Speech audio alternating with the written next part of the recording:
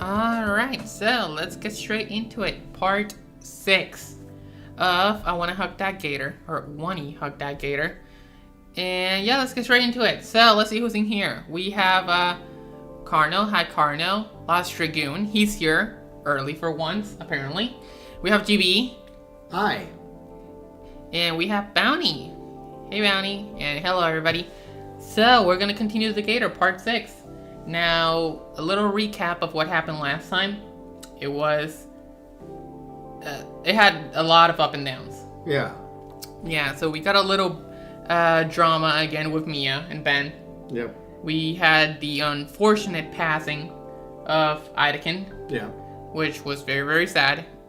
And finally, we got Inco to finally say, I like you, Olivia.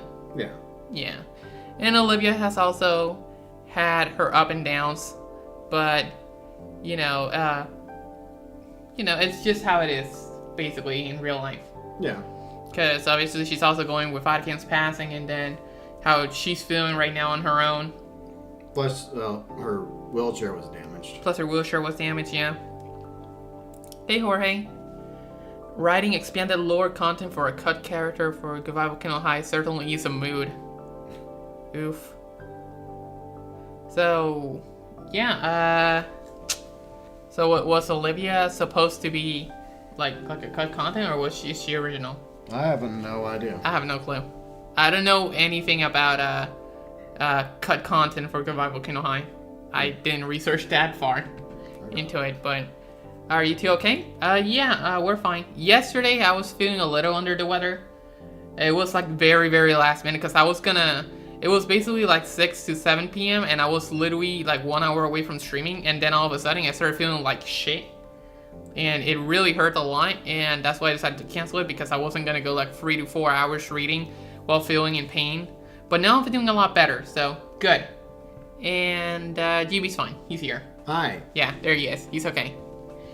And I think that's it, right? The vlog. We also have the vlog. I forgot about the vlog. The vlog is, we made it on the other channel. Yeah. It's in the description section. So we do it every month. So basically every month we kind of go into the vlog and we kind of describe what we've been doing in our daily life, what we watch, what we've been doing. So if you guys care about what we've been doing, then in the description section, there's the vlog. There you go.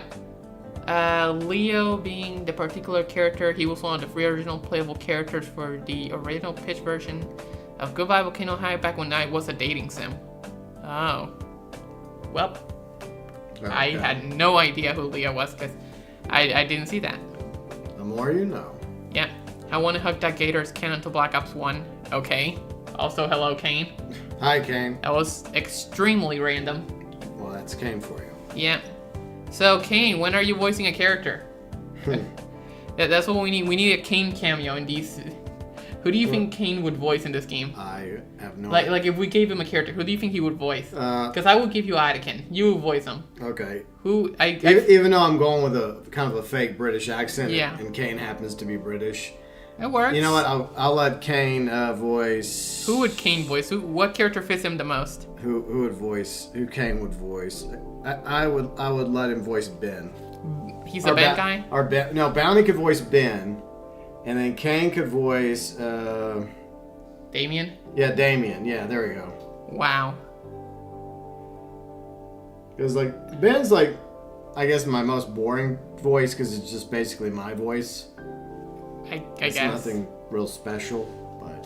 Leo seemingly supposed to become boyfriends with Sage. Oh, and that never happened. We never saw Leo.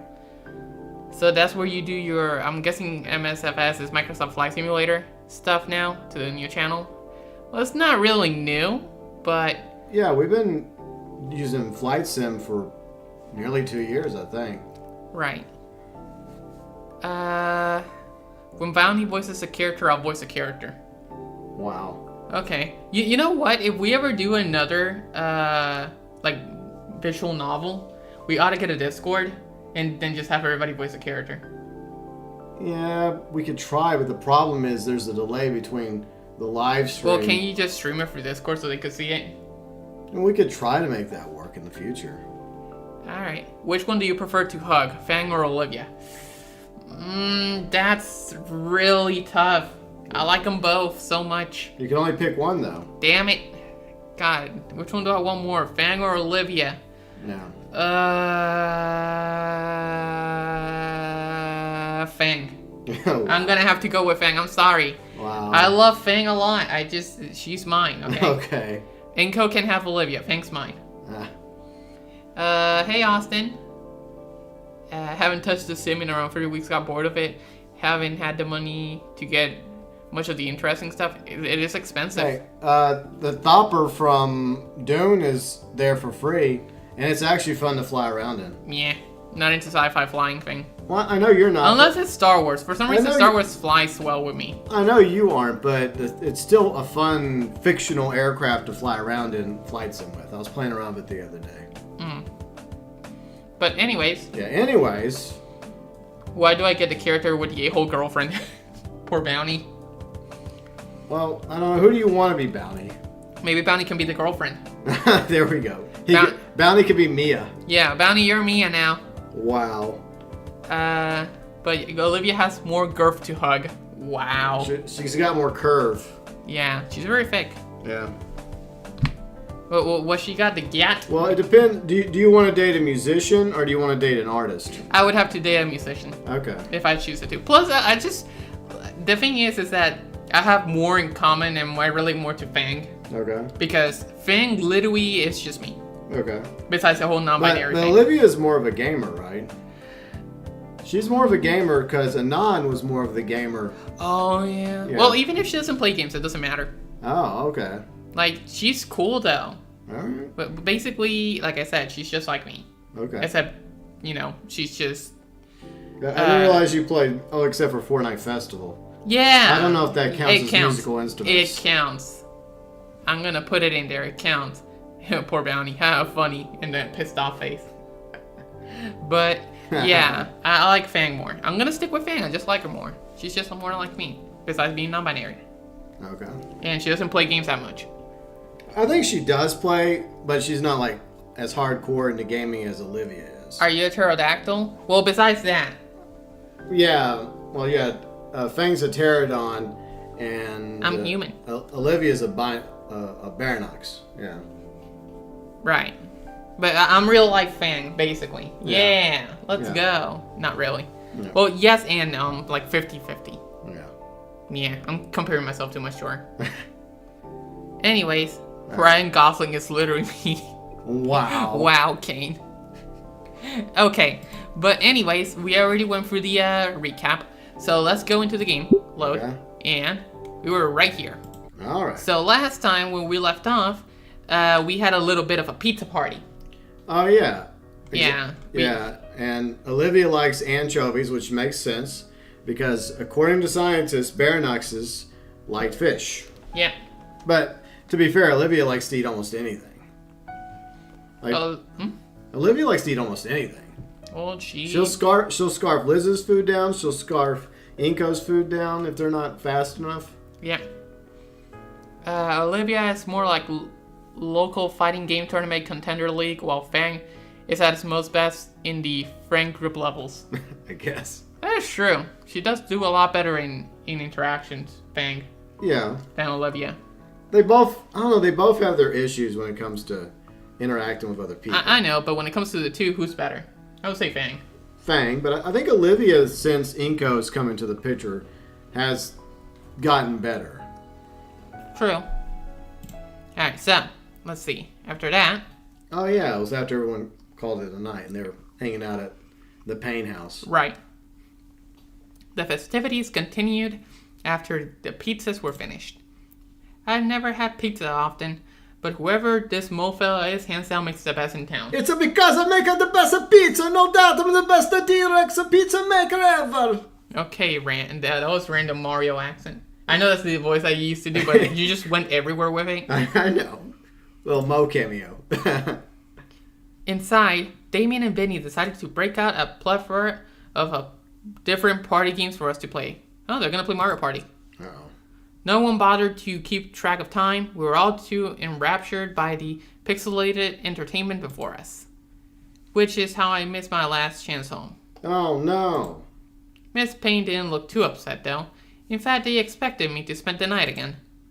Especially with how Randy has been so quick to pass some blankets and pillows for me. Both of the parents insisted I stay, and it's not like I could realistically walk home. So, once again, I'm staying over, and currently sat at the foot of the couch with Olivia, and we're both bundled up to stave off the chilly winter night. The soft growling purr that Olivia makes when she's content has become almost therapeutic to me. Therapeutic. Well, yeah, the gator sound they make. Yeah, brrr, the bellowing. Yeah. Let's see. Also, hot take of the day. Say should have kept his baseball cap in the final version. Never saw it, so. Okay. It looks like they went through a lot of working with that game. Yeah. It's like they had a vision and then it just went all over the place. It did. At the very end. So it reminds me of Skull Merchant.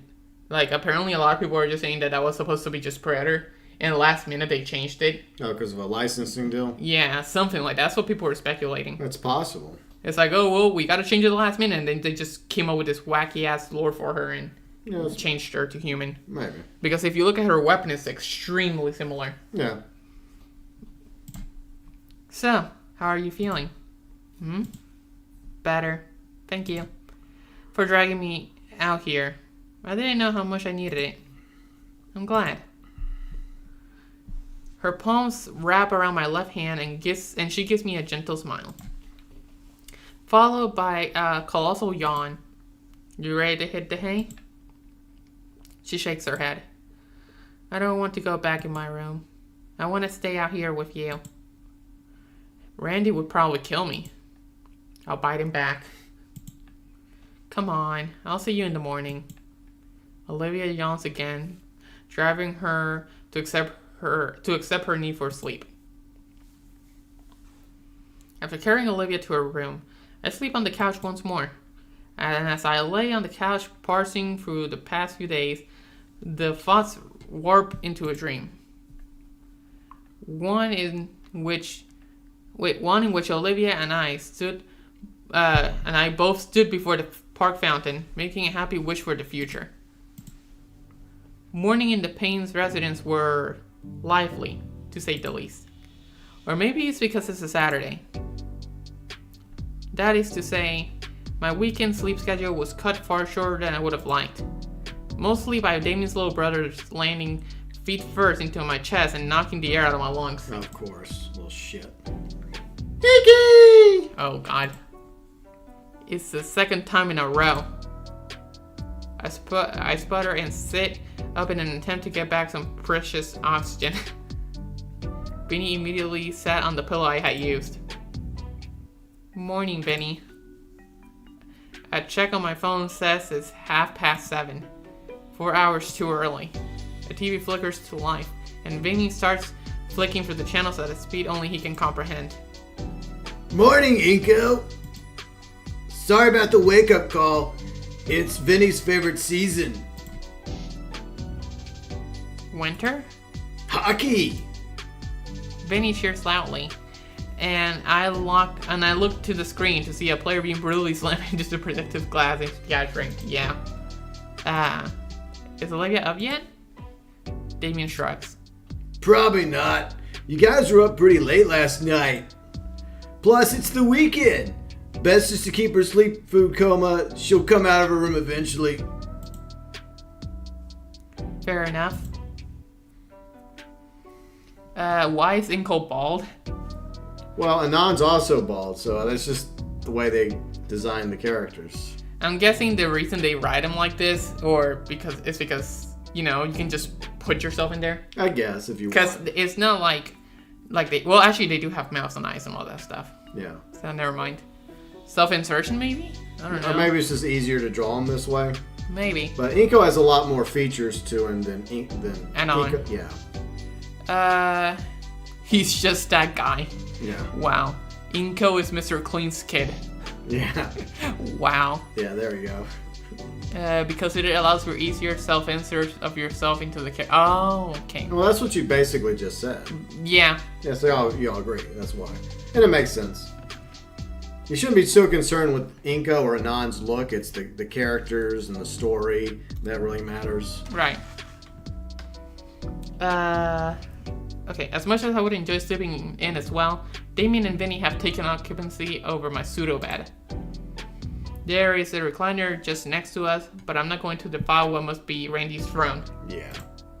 Might as well stay up then, I guess. Mind if I get a bowl of cereal? Help yourself, amigo. At least I can check on any updates with my blogs. Hey! I head into the kitchen and make myself a bowl, being sure to add some sugar and honey from the condiment cupboard this time. Taking a seat at the table, I begin scrolling through my phone's feed while shoveling cereal into my mouth. I'm barely a minute in before I realize that I'm not even reading anything on my phone screen. There are words, but they aren't saying anything, just paragraphs of probably fake personal events and vague calls to action. Have they always been this vapid? I decide to finish my breakfast without any literary TV static distracting me. Afterwards, I rejoin Damien and Vinny in the living room, both of whom are absolutely enthralled by the hockey game playing on the TV. With every hit of the puck or rogue shoulder check, the brothers explode with either excitement or devastation. The two also take turns assaulting me with more hockey trivia than I'll ever be able to use, particularly about Vinny's favorite goalie. And then he got into a fight with the entire hockey team and was transferred to this one. He's great! He's not that great. You just like him because he gets into the most fights. Yes! You sure like this sport. Heck yeah! The games are just my kind of thing! That guy that's up there right now is also cool. He's... Are you freaking kidding me? Oh, that's a load of bull. Why did McDonald get a penalty? That guy sucks! Vinny, language. Sorry. Vinny, tell him about your collection. Oh, I got no bobbleheads for this team. Let me show you. Wow. I feel like I'm tortured by whenever Vinny shows up. Yeah. Hey, Aviator. Hinko is Slenderman's cheap knockoff, but the difference is that he has charisma like no other. See. Reminder that Anon and Inko actually have visibly different body types, though, if you put them side by side. True. I think Anon's a little bit bigger. Yeah. Is he? I don't know. Well, he's definitely bigger by the end of this. Like Well, most of the end yeah. of the stories, he's bigger. Like in the time jumps. Mm-hmm. Alright.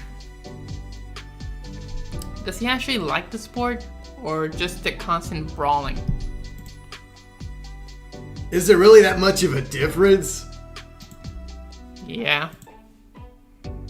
Jokes aside, yeah, he actually likes it despite the ice.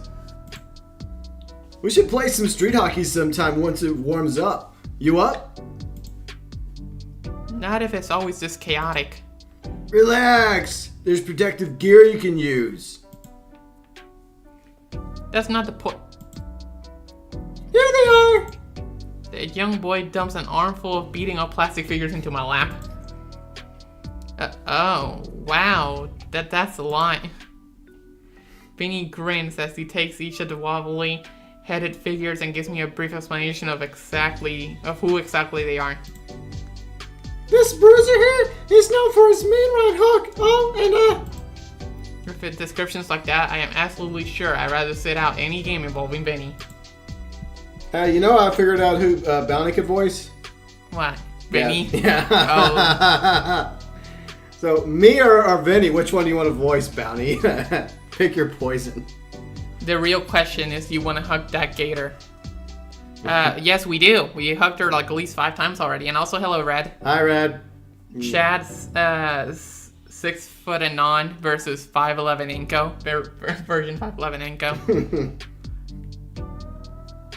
Yeah, alright.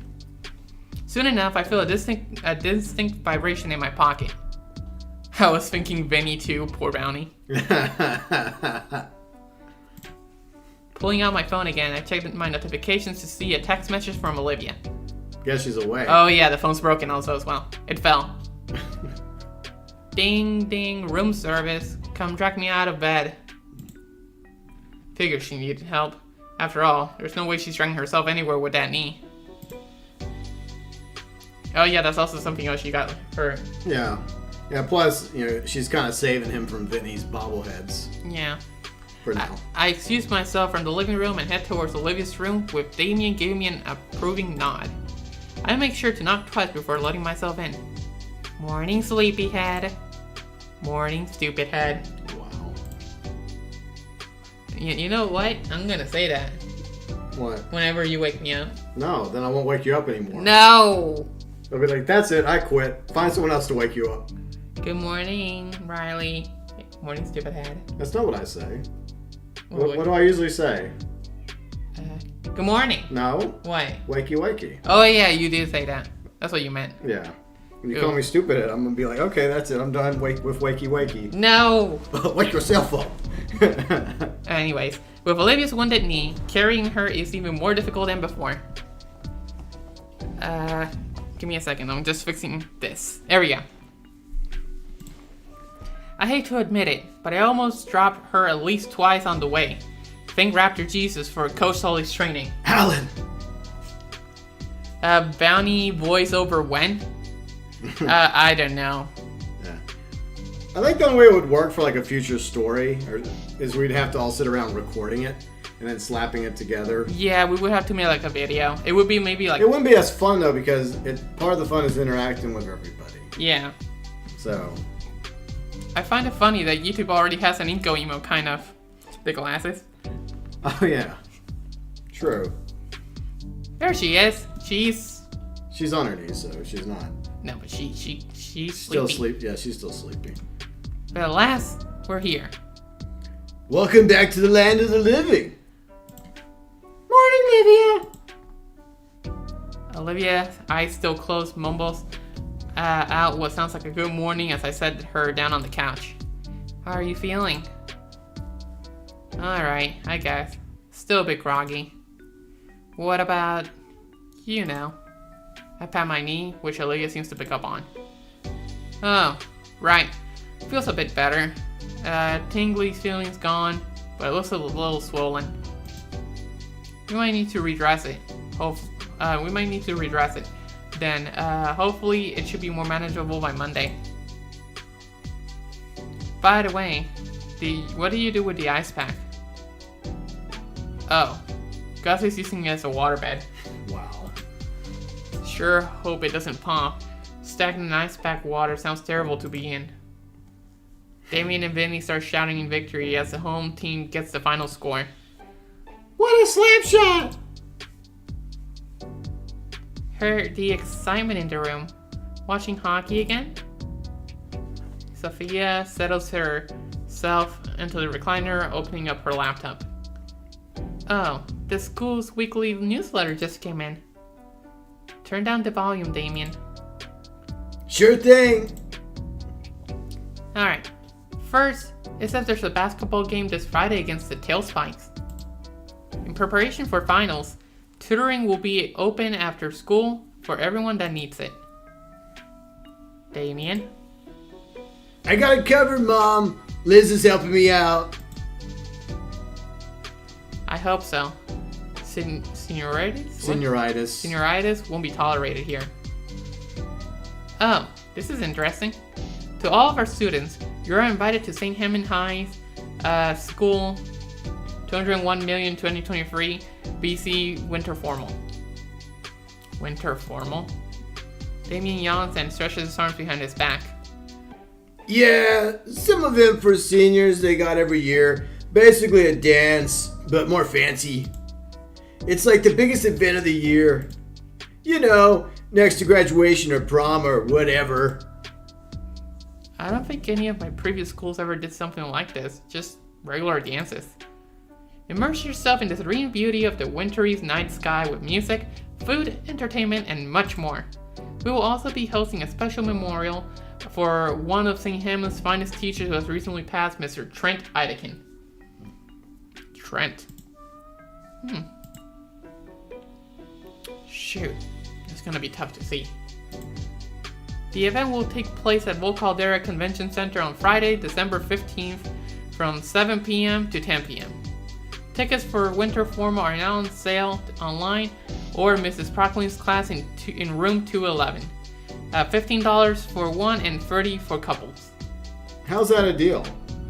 Yeah, it's just like 2 people. You think it would be like 25 for couples, to incentivize people to buy 2 tickets instead of 1? Yeah, that's just like, here you go, pour 2.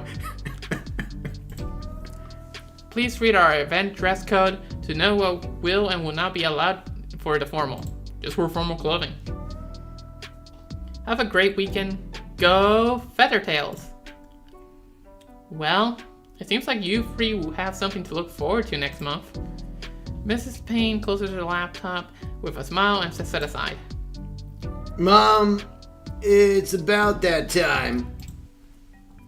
She gasps and checks the clock on the wall. I nearly forgot. Benny, get your kimono on. I'll start the car. It's called a G, Mom. Oh god. What is that? What? A G. I have no idea. Where's Google? Google that shit. I want to see what it looks like. We'll see if somebody in chat knows. Well, apparently it's like a kimono looking. Just look at what is that. Why do I have to look? Because my phone's charging. Okay. So, what was it? GI. Put like G clothing. There. Lightweight 2-piece white garment. Oh, he's going to a judo class. A gi. Why don't you we mispronounced it. We're stupid. So what I know is what it? a gi is. I'm an idiot. Wow. You know in Karate Kid or like in Cobra Kai, the outfit they wear when they're doing karate, that's a gi. Okay. Well, get your kimono on. That I just went way over my head. Wow. Anyways, moving on.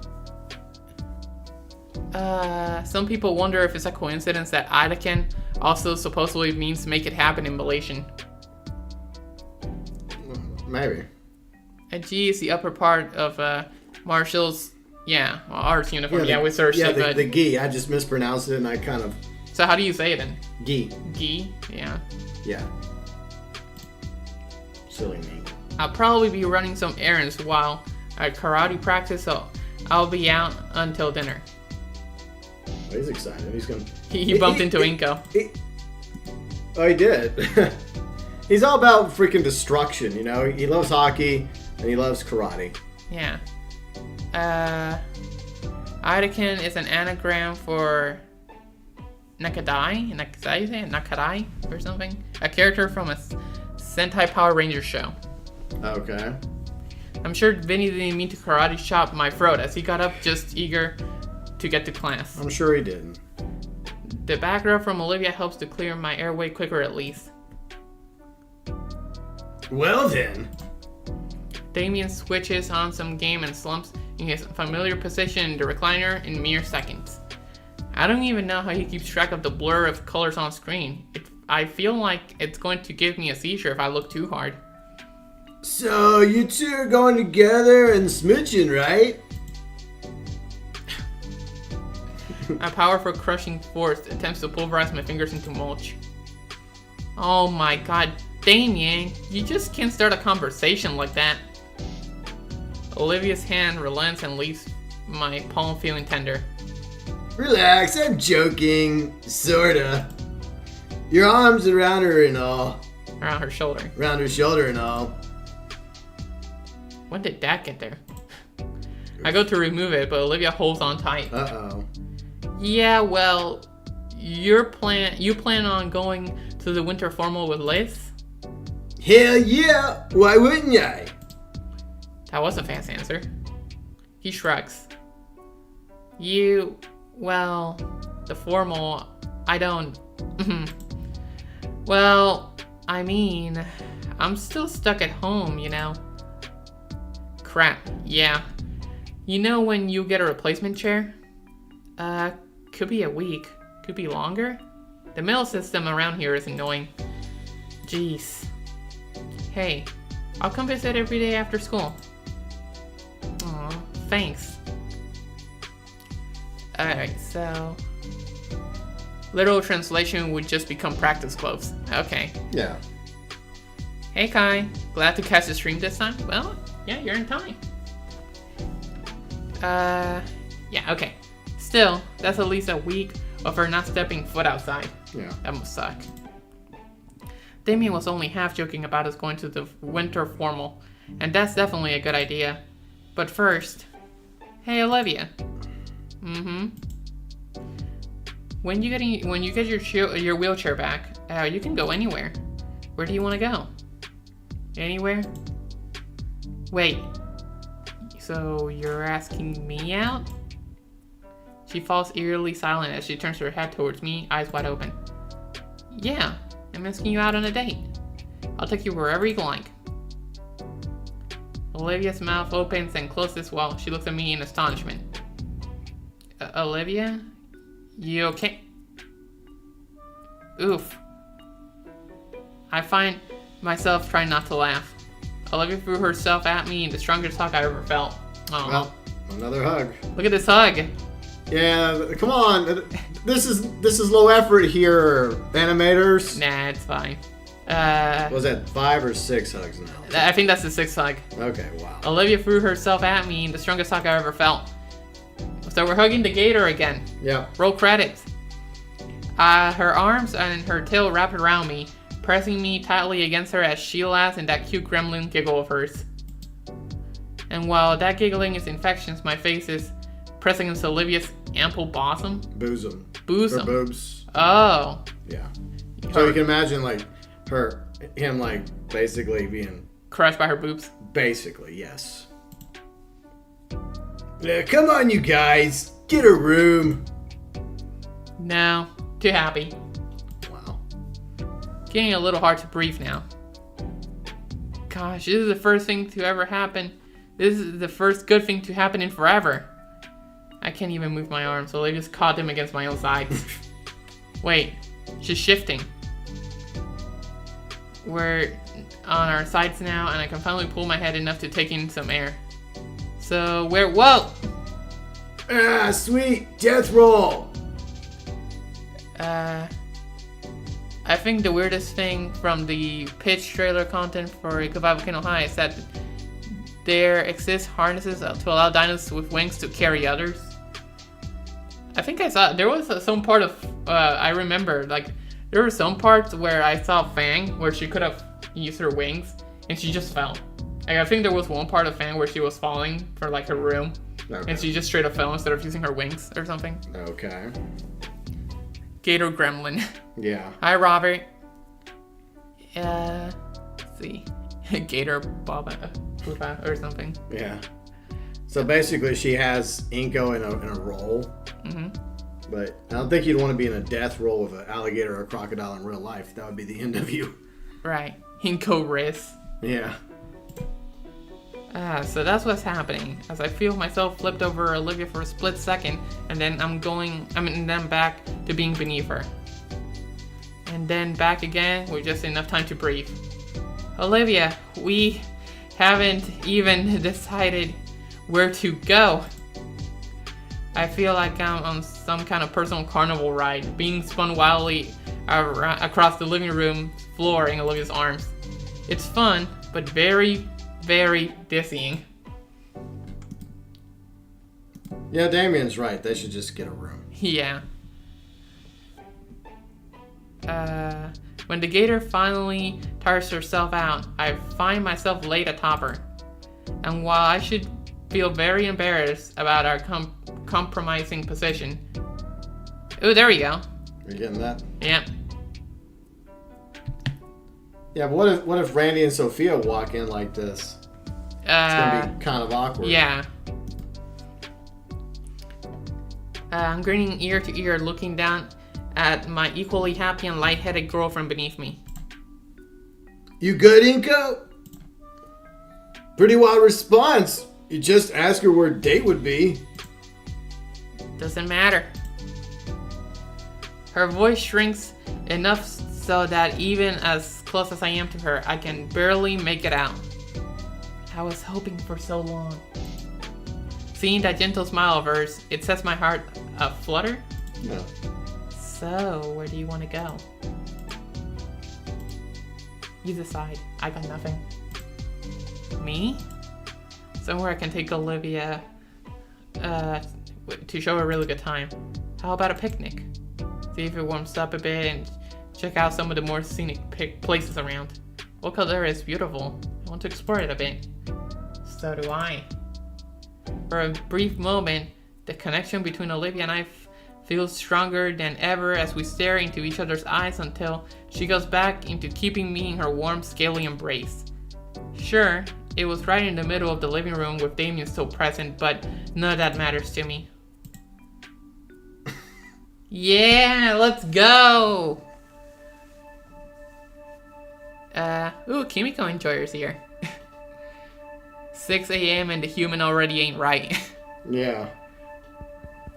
Very interesting position. Yeah. Compromising position. In the living room of all places. Ayo, bro. Poor Kane. What did I just walk into? LOL. Poor Yuji. Hi, Yuji. Hey, Yuji. Alright, so... let's see. The rest of our day was spent in that living room, playing more games on the old TV. Hours flew by, and Olivia kept wishing up games. I think she was trying to find something that I would particularly enjoy, or at least be good at. Shame, then, that I seem to have been born lacking any gaming talents at all. Wow. Wow, Kane, okay. Ah, yeah, they fuck. It's like, jeez. It's like, we still haven't gone through the other process, you know, before we get to that point. Yeah. We still had fun, at least. When the sun began to set, though, I decided I should head home. I needed a shower and a change of clothes, and both of Damien's parents were still out. It felt bad when I left Damien's place that night. Or rather, I felt bad looking at Olivia as I walked away from his house. It only grew worse as I went from the metro to my quiet neighborhood and ultimately our empty home. That's gotta suck. Yeah. Seeing the small pile of letters at the front door made me realize what that feeling was. Loneliness. Maybe I should have just waited to ask if I could have spent the entire weekend. If I did that, would I be overstaying my welcome? Probably. I don't want to abuse her hospitality after all. Yeah, it is a nice home though, it's just empty. Yeah. Withdrawing my phone from my pocket, I see that Olivia just sent me a new doodle. Coming tomorrow? I think that's the thing she won in the arcade. Okay, Or Guts, one or the other. Yeah, it's one or the other. Well, I can handle a little loneliness. For now. Sure. Kicking my door closed, I head for my computer so I can continue talking to her online. Damn, for a long time. I lose track of how much time we spent instant messaging and sharing videos, but by the time I check my computer's clock, I realize it's past midnight. I didn't even go through my typical routine of checking for updates to my forums and blogs. That's how you know he's in love. Yeah. Shoot, I'm going to be exhausted tomorrow. Totally worth it. I guess that's another thing. Inko is the 1% off. He uses the 1% of his house. Yeah. The next few days went very similar to the first. Visiting the Payne's residence and hanging out with Olivia's family became my new routine after school. On Monday, I got around to shoveling the snow off the driveway like Randy had asked me for. It was laborious Yeah. to do, but it felt good to get it done.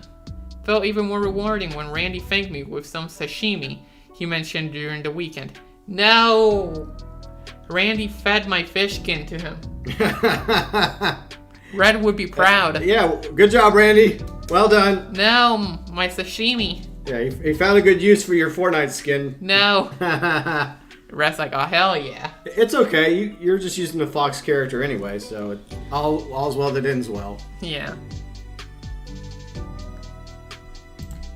Eventually, I've got it in the habit of leaving sticky notes for my parents, letting them know where I was. Not that they care too much as long as I'm home by bedtime.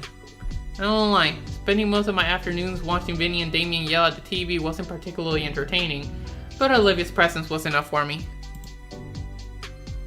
On Friday though, while Vinny and Damien were preoccupied by foam sword duel in the backyard, I decided to plan for our date. The weather that weekend was supposed to be warm, and I managed to convince Olivia that this would be our last chance for a real picnic. Sashimi is canon to Gator, hells yeah, wow. That only leaves the location. Where are we going? But she still doesn't have her wheelchair yet, though, so they're not going anywhere. We'll carry her. Why? I mean, he's rich. Why doesn't he just buy her a fucking wheelchair? Like, seriously. I mean, she's your girlfriend after all, dude. Hook your girl up with a freaking wheelchair. Or one of those motorized scooters. That's even better. Right.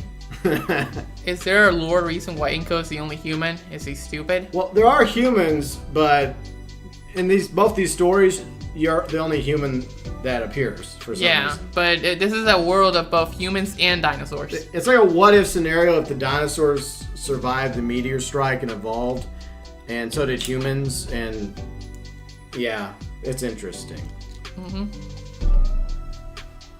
The lore. Yep.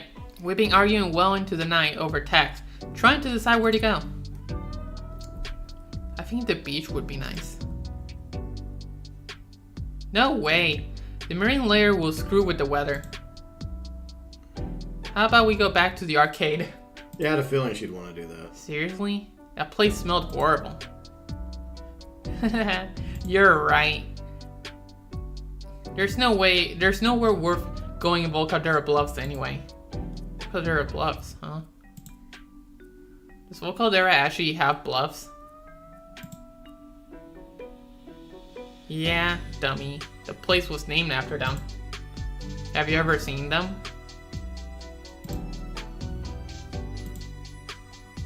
No. Sounds perfect then. But those are ages away. Come on. It'll be fun to get away from home for a bit. Fine. I'll be in over the morning then. Okay, sure. Nighty-night. I'm guessing she has her wheelchair by now? Also, why is that god-awful skin related to the game? Unless it's being related to being part of a dish. Humans have their own areas, mostly Skin Row and Snooking for one. Yeah, that is true. Yeah. Vol Caldera, called Warzone Cannon and won't want to hook that Gator. There you go. Yeah, except Caldera's gone. It's shut down. It's Jover. Joe. It's true, Caldera's dead. I let my phone rest on my bed as I smiled to myself. I have to look up where exactly the Bluffs are in the morning, but I'm sure they'll look nice. Well, it should be a dump. Probably. And if not, well, there ought to be something exciting there. Daytime. After researching our destination and getting dressed, I did one last check of myself to make sure I hadn't forgotten anything. Wallet, phone, water bottle, extra sunglasses, reading instructions for the metro lines we have to take. I'm officially ready to go. Before I leave, I make sure to leave a sticky note on the fridge to let my parents know where I'll be. Maybe they'll finish watching daytime television in time to see it before I get home. It's only a short trip to the closest station to Olivia's neighborhood, and a short walk from there to her house, yeah. All covered in snow. Yeah. The Payne's place is as welcoming as ever. It's starting to feel a little bit like a second home by now. In the chill weather, the yard's growth has slowed, but it's starting to peek through the thin layer of snow. I hope I'm not commissioned to mow now, too. Should let Olivia know I'm here. I'm here. You ready?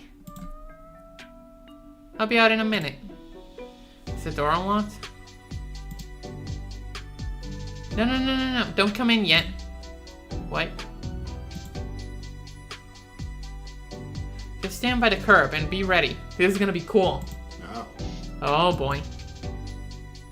I stand by the curb as instructed by facing the door. After a moment, it swings open and... Well, she got it. Yeah. And a flower! Yay. Whoosh! A green blur shoots out of the door directly for me. I know better than to flinch. Olivia's tail slams the ground, and her brakes to a halt with a stylish skid. You're here! I am. And it looks like you finally got your wheelchair. Yeah, it came in just yesterday. Didn't want to tell you to make it a surprise. But she needed a wheelchair in order for them to go on a date. Without the wheelchair, they weren't going anywhere. That's kind of important information, you know? Yeah. Alright, good night, Yuji. Nah, Yuji. Let's see. The real question is if Olivia Tower is canon to Wani or not. Wow. Olivia Tower. What's Olivia Tower? That went over my head. That's that new wheelchair smell. Dummy. Well, it looks the same. I do notice it's lacking all the old scarring her original one had. So, did you hear it? Hear what? Exactly. I can sneak up on you now. Oh no. In your dreams. So, you ready for our date? There's a sudden rush of jittery nerves in my chest. It is my first time taking out someone on a date. Trying to rationalize, it still doesn't help my nervousness now. Yeah, I'm ready. She looks at me with a timid smile, hands held together as she tilts her head slightly. She's wearing a new floral hair clip. Come to think of it, it is the first time I've seen her accessorize. The hair clip looks cute, Olivia. Though worrying her grin melts away into a fully joyous smile. Let's see. The mod for Pizza Tower that Kevanon made where you play as Olivia instead.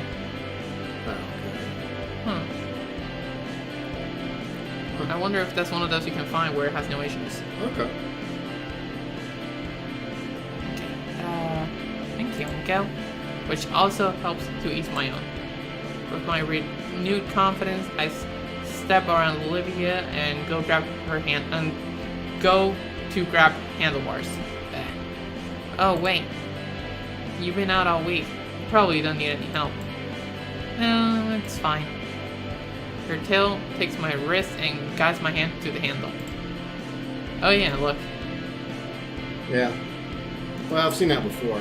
The question is this actually a new wheelchair, or is it the same wheelchair? No, it's a new one. I know it's supposed to be a new one, but does this actually look like a wheel? Is it the same one the animator used? I don't know. But I know what we're supposed to believe is a new one. Yes. Her tail takes my wrist and guides my hand through the to the handle. I don't mind at all. Alright, to the metro station? Yes, please. With Olivia and Tel, our date begins.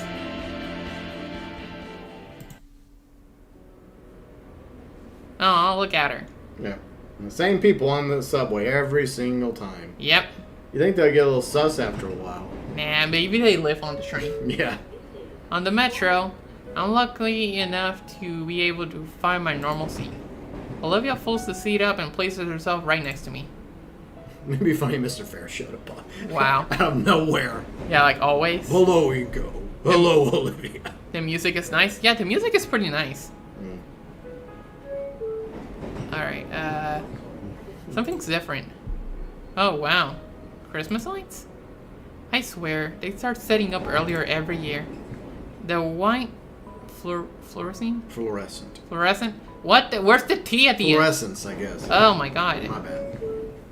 Of them, combined with the dim lighting of the metro's light, gives the cabin a more cozy feeling. I feel my photographer's instinct kick in, but remember that I didn't bring my camera. You have a phone. Soon enough, the whole city will be covered in holiday stuff by the end of the weekend. The mental image of a twinkling ball caldera at night is a pleasing find. It'll definitely be some photo-worthy shots during that time. What do you think of all of it? The decorations? I like them. Why wouldn't I? Yeah, but what's your favorite? I think reefs look pretty nice on lampposts.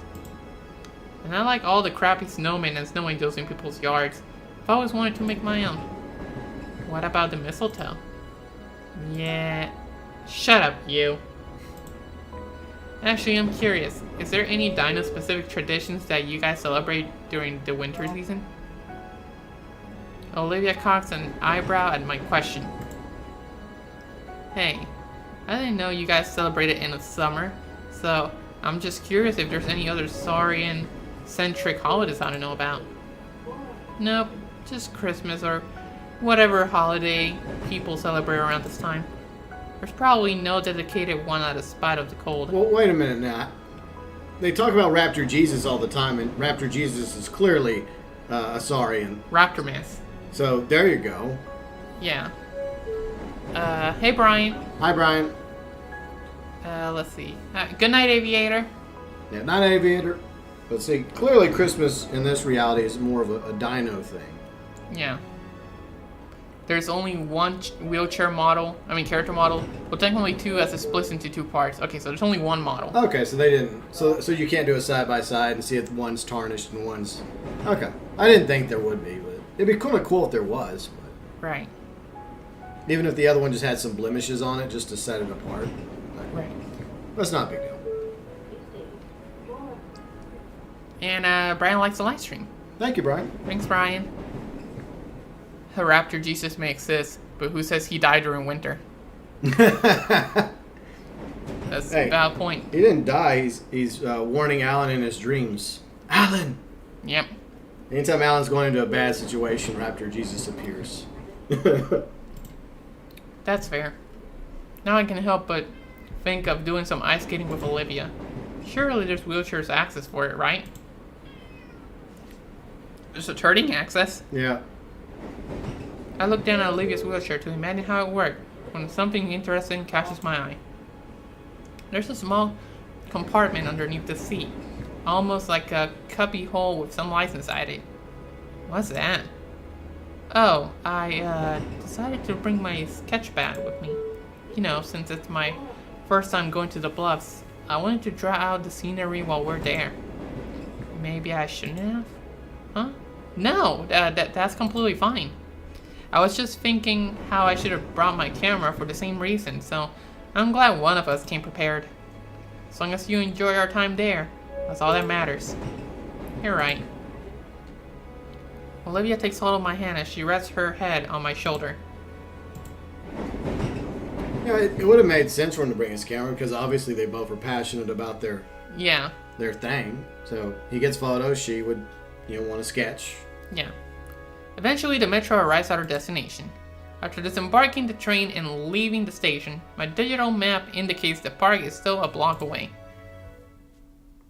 As we make our way there, we soak in the sights of this area of Fall Caldera. Just like Olivia predicted, many of the surrounding buildings are getting decorated for the holiday season. I've never been around these parts of the city before, only see them on car trips. So this is a first for both of us. I can only imagine what it'll look like once all of this is set up. Yeah, maybe we could come back here to visit once it is. I like the sound of that. Turning likes the sound of it too. No, I was trying to get him away from the power. So you got his attention? Yeah. Okay. Turtling should voice a character? He does voice a character. Himself. That's right. Because Turting is a character, right, Turting? Meow. Smelly cat. We enter into the park's main parking lot. Looks like there's a decent amount of people here this evening, which is surprising given that it's still relatively chilly. Then again, such a prominent landmark in the city will still draw in a crowd, even with certain weather conditions. Oh, there's some food trucks. That'll cover the picnic part. Looks like they got a decent variety of things. Tacos, sandwiches, chicken. Shoot, looks like they have a little bit of line to them. Plenty of time to do other stuff. I'm not very hungry yet, anyway. Glancing around, there's a few gaps in the tree line with trails heading into them. I wager they're nature trails. Maybe you bird watching once. Do you want to try one of those trails? Olivia looks almost disappointed as she glances between me and the food trucks. See? Oh, Yeah. is she hungry? Yeah. We could grab a snack first before we head in, if you want. She simply shakes her head. I can wait. Plus, I don't want any arm cramps on the trail. Alright then, let's go. Olivia and I head towards the sign indicating where the trail begins, leisurely walking across the dirt path. The mood is somewhat dampened by the hikers to our front and back, but it doesn't make the natural landscape any less calming. Honestly, I wasn't sure you agreed to this. What, a date? No, the hike. You don't seem very interested in nature. Well, I normally wouldn't, since there's a lot of places outside the city aren't built for people like me. But I thought it'd be nice if you were here. My heart flutters for a second. I'm glad to hear you say that. I think it's a nice break from how busy everything else is. Out here, it's just you and the world, isn't it? Yeah, I can see that. You plan on sketching out any landscapes? I was planning to before we got here, but I think it'd take too long. Just a sketch then? I'll think about it. We continue for another few minutes, admiring the passing scenery. There's less hikers than before. I've noticed some hanging back for pictures or moving faster ahead, but that was a while ago now. It's just us in the trees. The music is very nice. I like the music. You think any of the others are into this sort of thing? The others? Liz, Damien? Nah, probably not. Unless it's community service or something. Liz wouldn't be interested, and Damien is only interested in setting ants on fire with a magnifying glass. Wow. That's mean. Yeah. Something wrong? No, I just imagine Mia driving a tractor for some reason. Seriously? Yeah. You think she could pull off the farmer look? I refuse to imagine that. Regardless, a mental image of Burgundy wearing bruiser and overalls and a straw hat invades my head. I hate you. Oh, they're not gonna have like a lewd image of her? I wonder. That would have been funny if all of a sudden we see a lewd image of Mia. Yeah. A little cowboy. That's what I was thinking. I was preparing myself. Shaking the thought from my head, I look around to reacquaint myself with the trail. Something's off. This place is quieter than I thought it would be. I thought the woods are, city boy. We live 15 minutes apart. Yeah, I like it quiet. It's nice to not have anybody to worry about. No Mia, no Ben, no Proclin, no Scalar. We have the whole world to ourselves, and no one else can ruin that. That's a good way of looking at it. I pat Olivia on the shoulder, and she lets out a low groan as she rests her head against my hand. You tired already? No, just enjoying us. If it wasn't a cloudy day, I think my face was starting to get burnt. Another several minutes later, and we're still going strong. Are you still doing okay? Yeah, I'm still good. It's still a bit surprising to me how your arms don't give away from pushing yourself so often. Well, when you've done it for as long as I have, you start building a tolerance for it. Well, she's probably really strong upper body-wise. Yeah, she probably prepared herself. And her tail, so. Yeah. And you've done it for a while, eh? As long as I can remember. Olivia? Ah, crap. What the hell? I turned to face her, looking at the source of the sound. The wheel on her chair is stuck in an indentation? Or wheelchair stuff. Yeah, in the trail, and she's struggling to push herself out. Without a word, I quickly step behind her and grab her handlebars, helping Olivia push herself from the natural trap. Thanks, Inko, but what was that? Not sure. Take a closer look at the trail to investigate. Indentation that Olivia got caught in extends across the entirety of the trail. It almost looks like a tire track. I think you got stuck in a tire track. What's the tire track doing on a hiking trail? Maybe somebody got lazy. This place is supposed to be pedestrian traffic only. I feel a wave of nervousness overcome me as I glance around the breadth of the trail. When was the last time we saw a sign? Aren't there supposed to be maps around to tell us where we are? Where's everybody else? The realization dawns on me.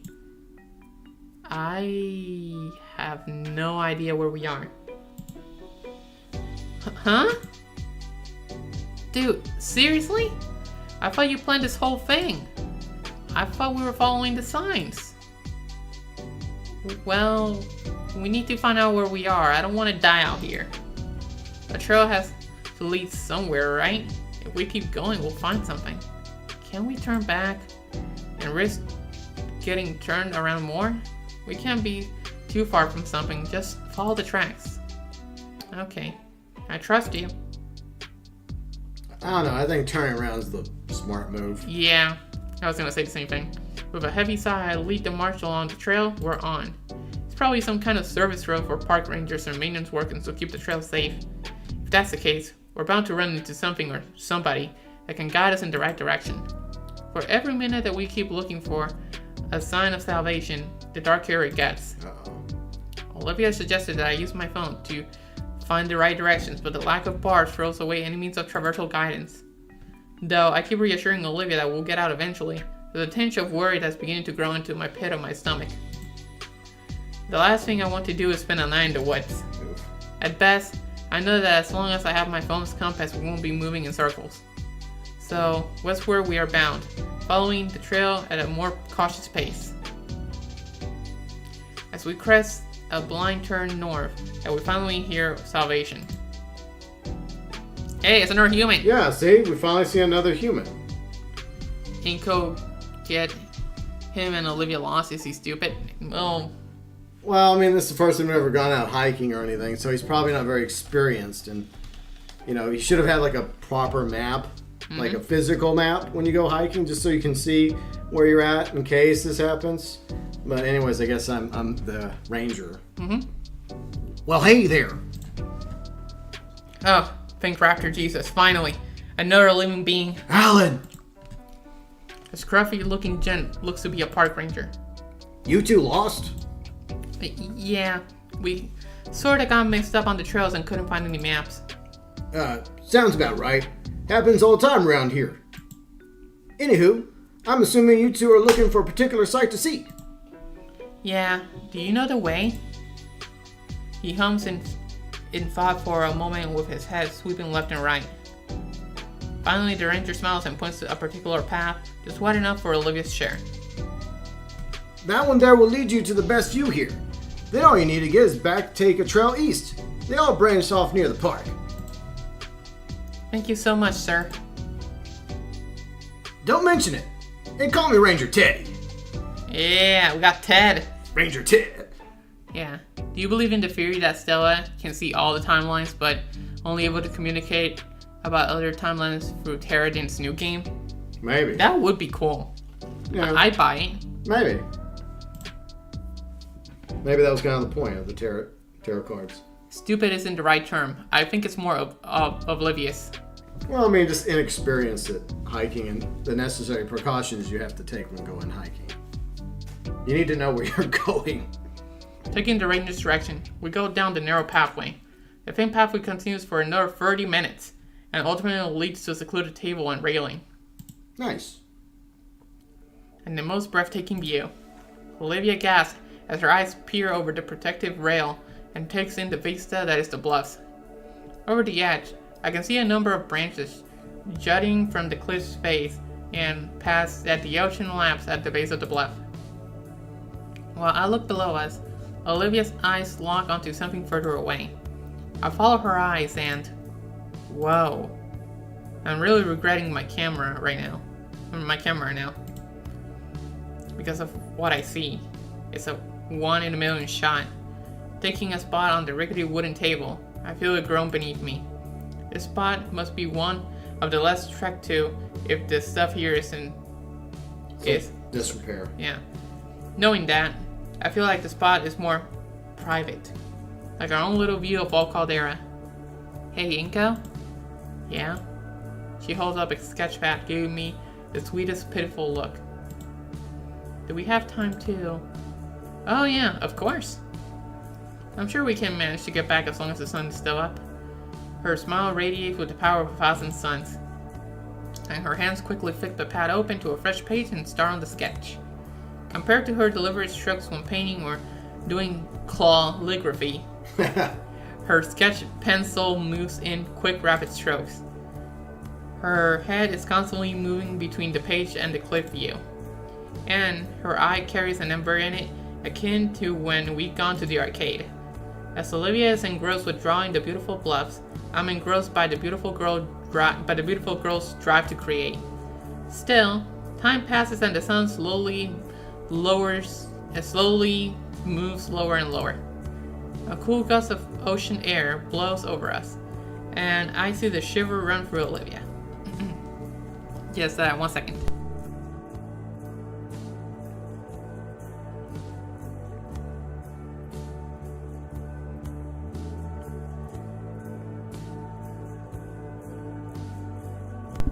Alright. Hey Stuart. Hi Stuart. He gave us a Stuart like. Thanks Stuart. Thank you, Stuart. Checking the time. It's only about 4 o'clock. Why doesn't he just take photos of his phone? I mean, it's better than nothing. I cursed the short winter days because Olivia is out of time. Olivia? Almost done. The page is almost fully used, showing a very rough duplicate of the cliffside she's been focused on. Her final touch was to add a simple signature in the only blank space she had left, holding the full drawing up in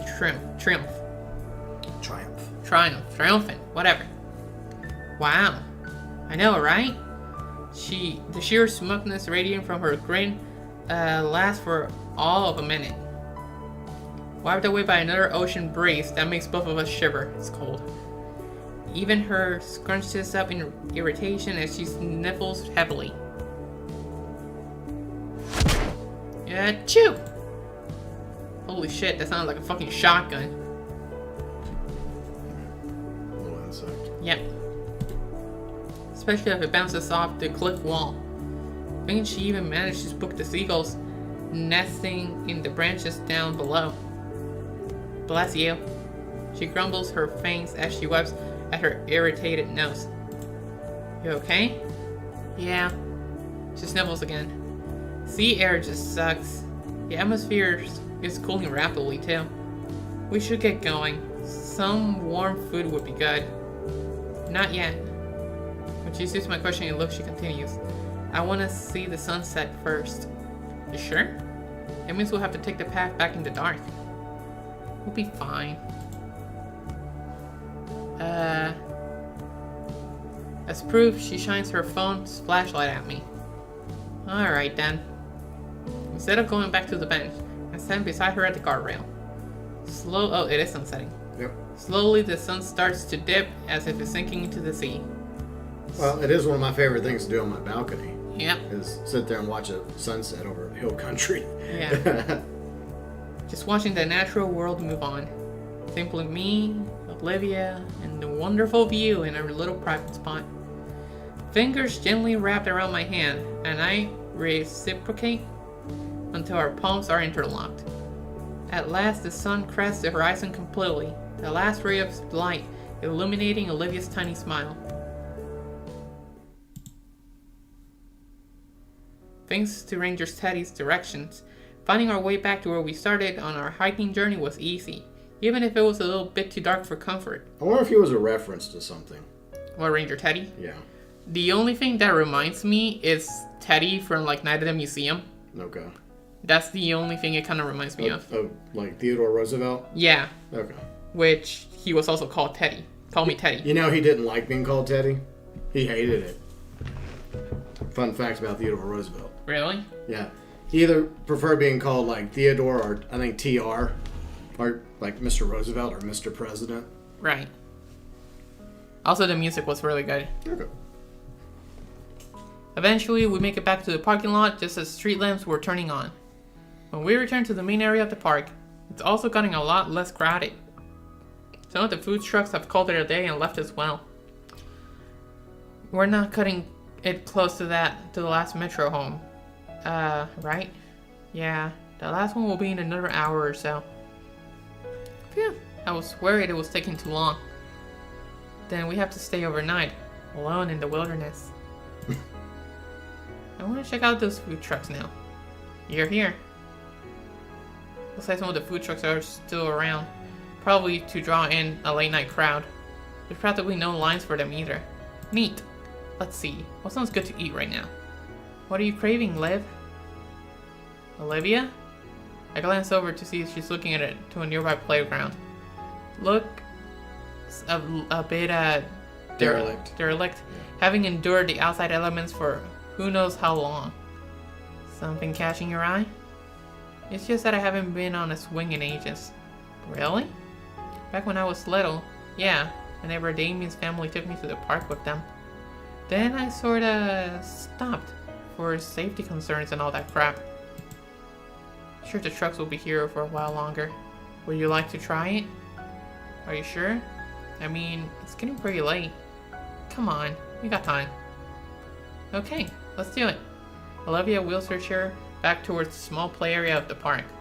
I follow right behind, taking the short walk to examine the metal structure.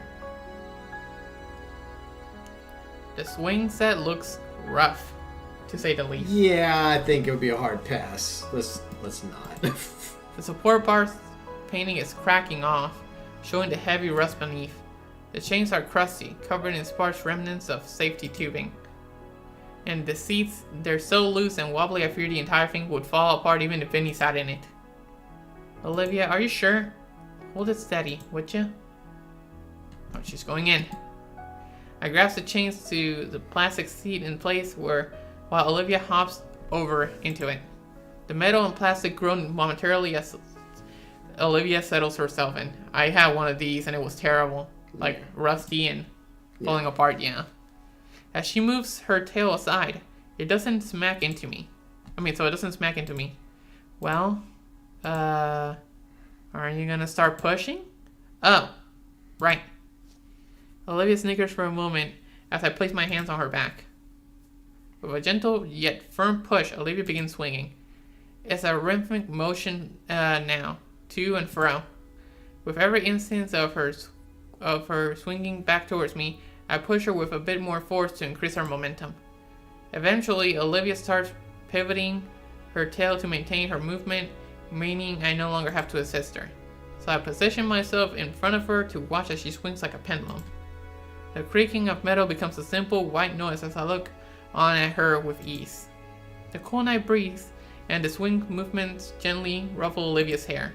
With a cherubic smile, Olivia's eyes close as she loses herself to the simple enjoyment of swinging through the air.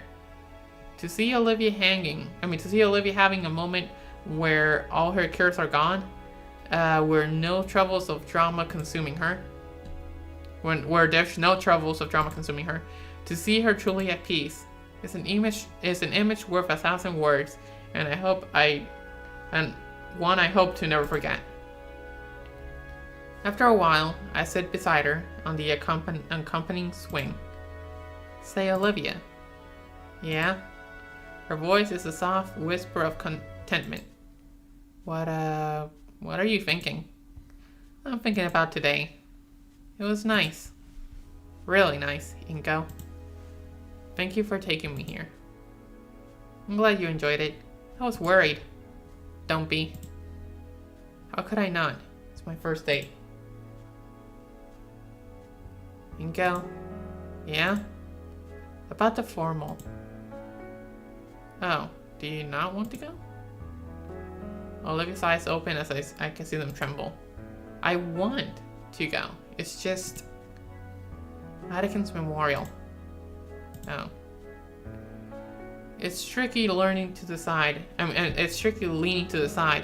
but I managed to place my hand on her shoulder for emotional support. I understand, Olivia. Whatever you want to do, I'll support you. Her fingers ring together. I know you will, Ingo.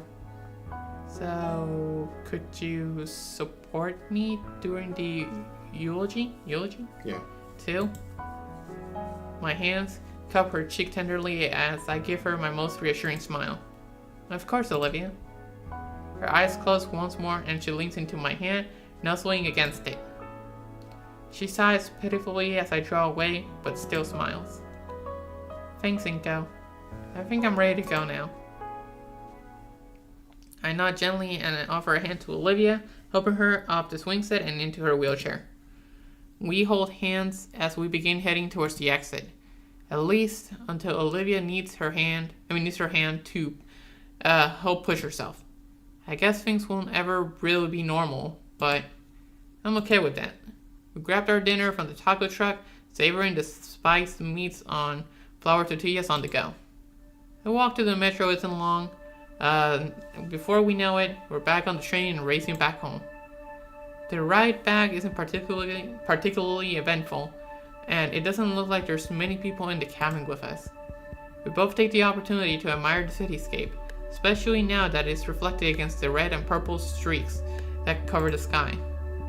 45 minutes later, Olivia and I share a hug before she departs the train and starts to make her way home. I watch her from the window of the metro as it takes off, and as her form disappears from my view, I feel an overwhelming sense of relief. That went really well. I hope that she'll be okay for tonight without me there. Maybe I'll ask Damien to keep an eye on her for me. I should stop worrying so much. She'll be okay. I'm sure of it. Okay, let me save. Yeah, good. Anything new in chat? Nope. Cool. It's December. Winter in Caldera Bluffs is officially here. As if to celebrate the occasion, tonight is St. Hammond's Winter Formal. Hard to believe it's already here. It really crept up on me. Whenever I remember the event coming up, I just force that out of my mind. The whole thing has me pretty anxious. It's like a date, but on a whole new level. There's some formality to it. I'd better not mess this up. Anyways, I found myself with a new difficulty in my life. Ooh, looking good. Yep. Well, see, unlike Anon, Inko can afford to buy his own suit. Yeah. Over and under, around and under, and tug. I really loosen the lethal neckwear from my collar. Just don't wear it. Tossing the devilish cloth under the floor in frustration. Ties are overrated. Scanning over the step-by-step instructions once more, I try to find where I went wrong on my latest attempt. I consider going tieless. Yes, do it. But damn it, it brings the whole outfit together. No, that's just peer pressure. And I want to look good for Olivia, because she'll be doing the same. Picking the slim fabric back up, I notice how just badly wrinkled and ugly it is. Time is running out, sadly. We still had class today, after all. Forget it. I have another shirt that works without the tie, and it still looks good. Hell yeah. There you go. Yep, there we go. Looking good. Hey Garbs, Anon's suits still look better in my opinion. He did rock the white shirt. Yeah. He was rocking it without the tie. Yeah. I will say. Score, managed to find a pitch version of Goodbye Volcanoes High art on one of the artist's Twitter. Oh, cool. Okay. Dumping the fashionable news in my hamper and swamping outfits, my thoughts travel freely. Everyone in school was excited for the formal. Though Olivia, she looks excited too. But there was just something beneath the surface. Anxiety, probably, for Mr. Atkins's vigil. What's a vigil? You know, paying last respects to somebody. Oh. You know, like vigil, funeral, all that stuff. Only Olivia, Ben, and I seem to remember that. The rest of the school having moved on by now. That sucks. Sadly. Yeah. Ben had kept pestering Olivia about her speech, insisting to know what she's saying.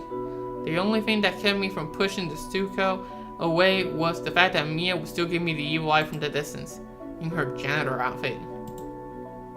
Heh. She deserves worse, but at least she's out of our hair. A check of the time says I still don't have any time to try again. Ooh, okay. Okay. Yeah. Works. Yeah. He looks like a bouncer in that t-shirt. Like if it was just like this. Yeah, the jacket definitely works. Yeah, this works, yeah. Yeah. Tossing on my piece de resistance, the coat, I exit my room and head down for my foyer. Tonight's gonna be the best night ever. Probably. Definitely. I'll make it the best night ever for the both of us. Hopefully. I head out of the foyer towards my front door and... Wait. That's home. Still dressing his work uniform, hunched over the bar with a half-filled glass. He hasn't noticed me. Well, not that it matters. As I open the front door, I hear a low grumble from behind me. Back by midnight. Without looking back, I head out. Be like, fuck you. Yeah, I would be like, wait a minute, you're never home by midnight. Go fuck yourself. Wow. I'll come home when I come home. Yeah, but he's probably just he's just probably being nice so he doesn't fuck up the night. I know. The chill that washes over me is deflected by my formal wear. I can only imagine how hot this outfit would be in the summer. Yeah. Then again, I did wear a jacket constantly for the first month of school. That's true. Speaking of, I can't decide whether or not I want to keep the sunglasses with my outfit. It's hard enough to see outside as it is. Somehow, though, it feels wrong to take them off. It's kind of like his thing. Yeah. Hoping not to waste any more time, I begin to walk to the metro. I really don't want to be late, especially not for Olivia. Hey, some of the people are gone. It's the same ride I've taken countless times this year, but this time it has a sense of finality to it. The rocking motions of the cabin are both calming and nauseating at the same time. I find myself teetering between positivity and negativity. There's one night that I need to go well. It's tonight. No dodgeballs to the face, no falling into pools, no harassment from anybody. I pray that Atkins's eulogy goes smoothly. Yeah. We'll see. Ooh. I find comfort in the routine walk from the metro to the Payne residence. I stand outside the house. I realize I forgot to bring any flowers. Oof. But this isn't prom yet, so I think that's okay. It's December, and that means festivities. The house is adorned with a row of colorful Christmas lights. Guess who had just put those up too? Guess who had to put those up too? Oh, did he have to do it? It was worth to see Vinny and Olivia smile like that, but man, at this rate, I'm going to be Jack doing the shorts for them. So yeah, it was him. Wow.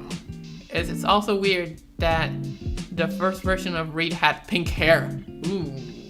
Yeah. No. Yeah, no. Anyways. Like neon pink. No. No. Bad choice. Yeah.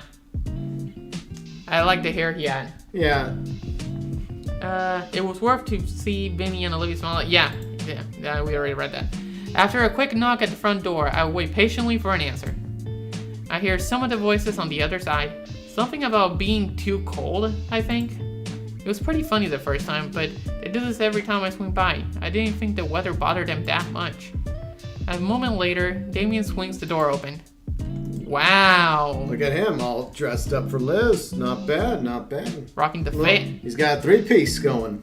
Where's the free piece? Well, I mean, you got the vest and the suit and the tie. Oh, yeah. It's a three-piece. Yeah. Hey, Nico, you looking snazzy. Nico. Inko, sorry. Thanks. This is all new stuff. Think Olivia will like it? Probably. But she'd probably be just as excited seeing you wearing any old suit. Well, it's the effort that counts, right? Yeah. Like, I wanted to wear a t-shirt that is just like the real thing so I could be cozier and not have to deal with the ties or other annoying stuff. See, he gets it. The ties are other annoying stuff. They are annoying. Yeah, but yeah, I know what he means, like a t-shirt tuxedo look. Yeah, I know. Yeah, that's funny. But Mom threatened to beat the snot out of me if I did that for some reason. It is true, this is pretty uncomfortable. Thought I'd get away with it for doing it anyway, but then Liz threatened the same thing. Girls, right? Anyway, come on in already. It's dang cold. I still wonder where people found the GIF version of Leo and Sage from the pitch video, though, as I can't find a source for it anywhere. I don't know. He slams the door behind me when I step in. The inside is also decorated for the holidays. Sophia must have spent hours decorating, as if the living room is a tapestry of Christmas spirit. Looks normal. Yeah. It even suffuses the air with internal heating mixing with the scent of sweet baked with cinnamon. It is true. The smell of Christmas, it does smell good. Yeah, it does. I'll have to ask her later to take pictures of this beautiful holiday scene within the living room. Ooh, okay. She's rocking the dress. Yeah. And this. And two necklaces. And two necklaces, yeah. Yeah. Okay. They also look good, though. They're like, I'm proud of you or something. Kind of look. Liz and the Pains are still sitting in the living room. Hey, guys. Inko, is it true you ordered that? Shh. I think it's supposed to be a surprise for her. Oh. Thanks again, though. It's crazy getting one of those. Yeah, Olivia's gonna love it. I really feel like we should have pitched in more, though. Don't worry about it. It was my idea. Alright. Nice suit, by the way. Why, thank you. Damien nonchalantly takes the seat on the couch next to Liz and wraps an arm around her like it's no big deal. Yipe. Or... Yeah. Something like that. Yeah. Damien looks at me and flickers his eyebrows. He knows what he's got. What a player. I should try that with Olivia. Mrs. Fane can't hide her excitement any longer. Aw, that's precious. The little boy's all grown up now. Mom! Now, Damien. It's your parents' God-given right to tease you. One day you'll be doing the same to your kids. True story. You guys better not be like that this all night. Where's Vinny when I need him? Vinny's with his karate team. They're having a big sleepover. Not risking our little rascal messing up anyone's outfit before their big night. Oh lord, yeah. The idea of acid on my evening gown, I just die. Damien sniffles dramatically. Oh, stop it. So, don't worry, Olivia is just getting ready.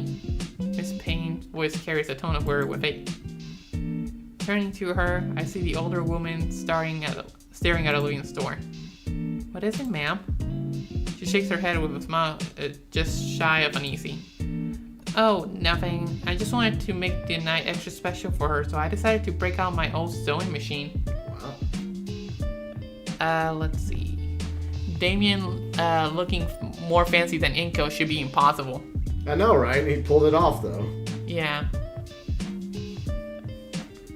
Inko looking like a certain millionaire. Foreshadowing.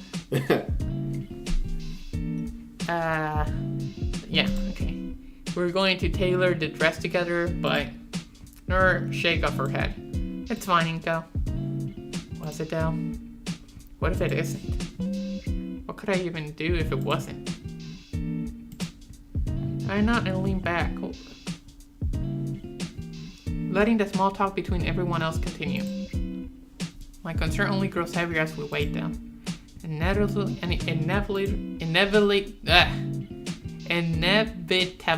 yeah. Honk. Yeah, it must be the limo.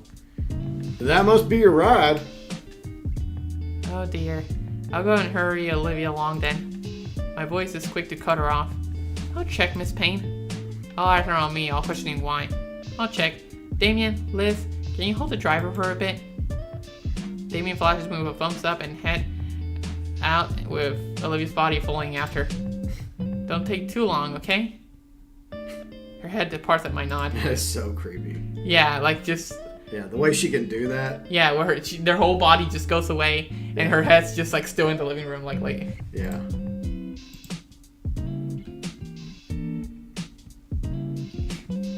Whenever I move to Olivia's door, her surrogate parents follow.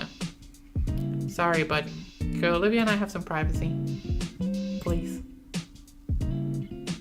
Sophia almost protests, but thankfully Randy takes her hand.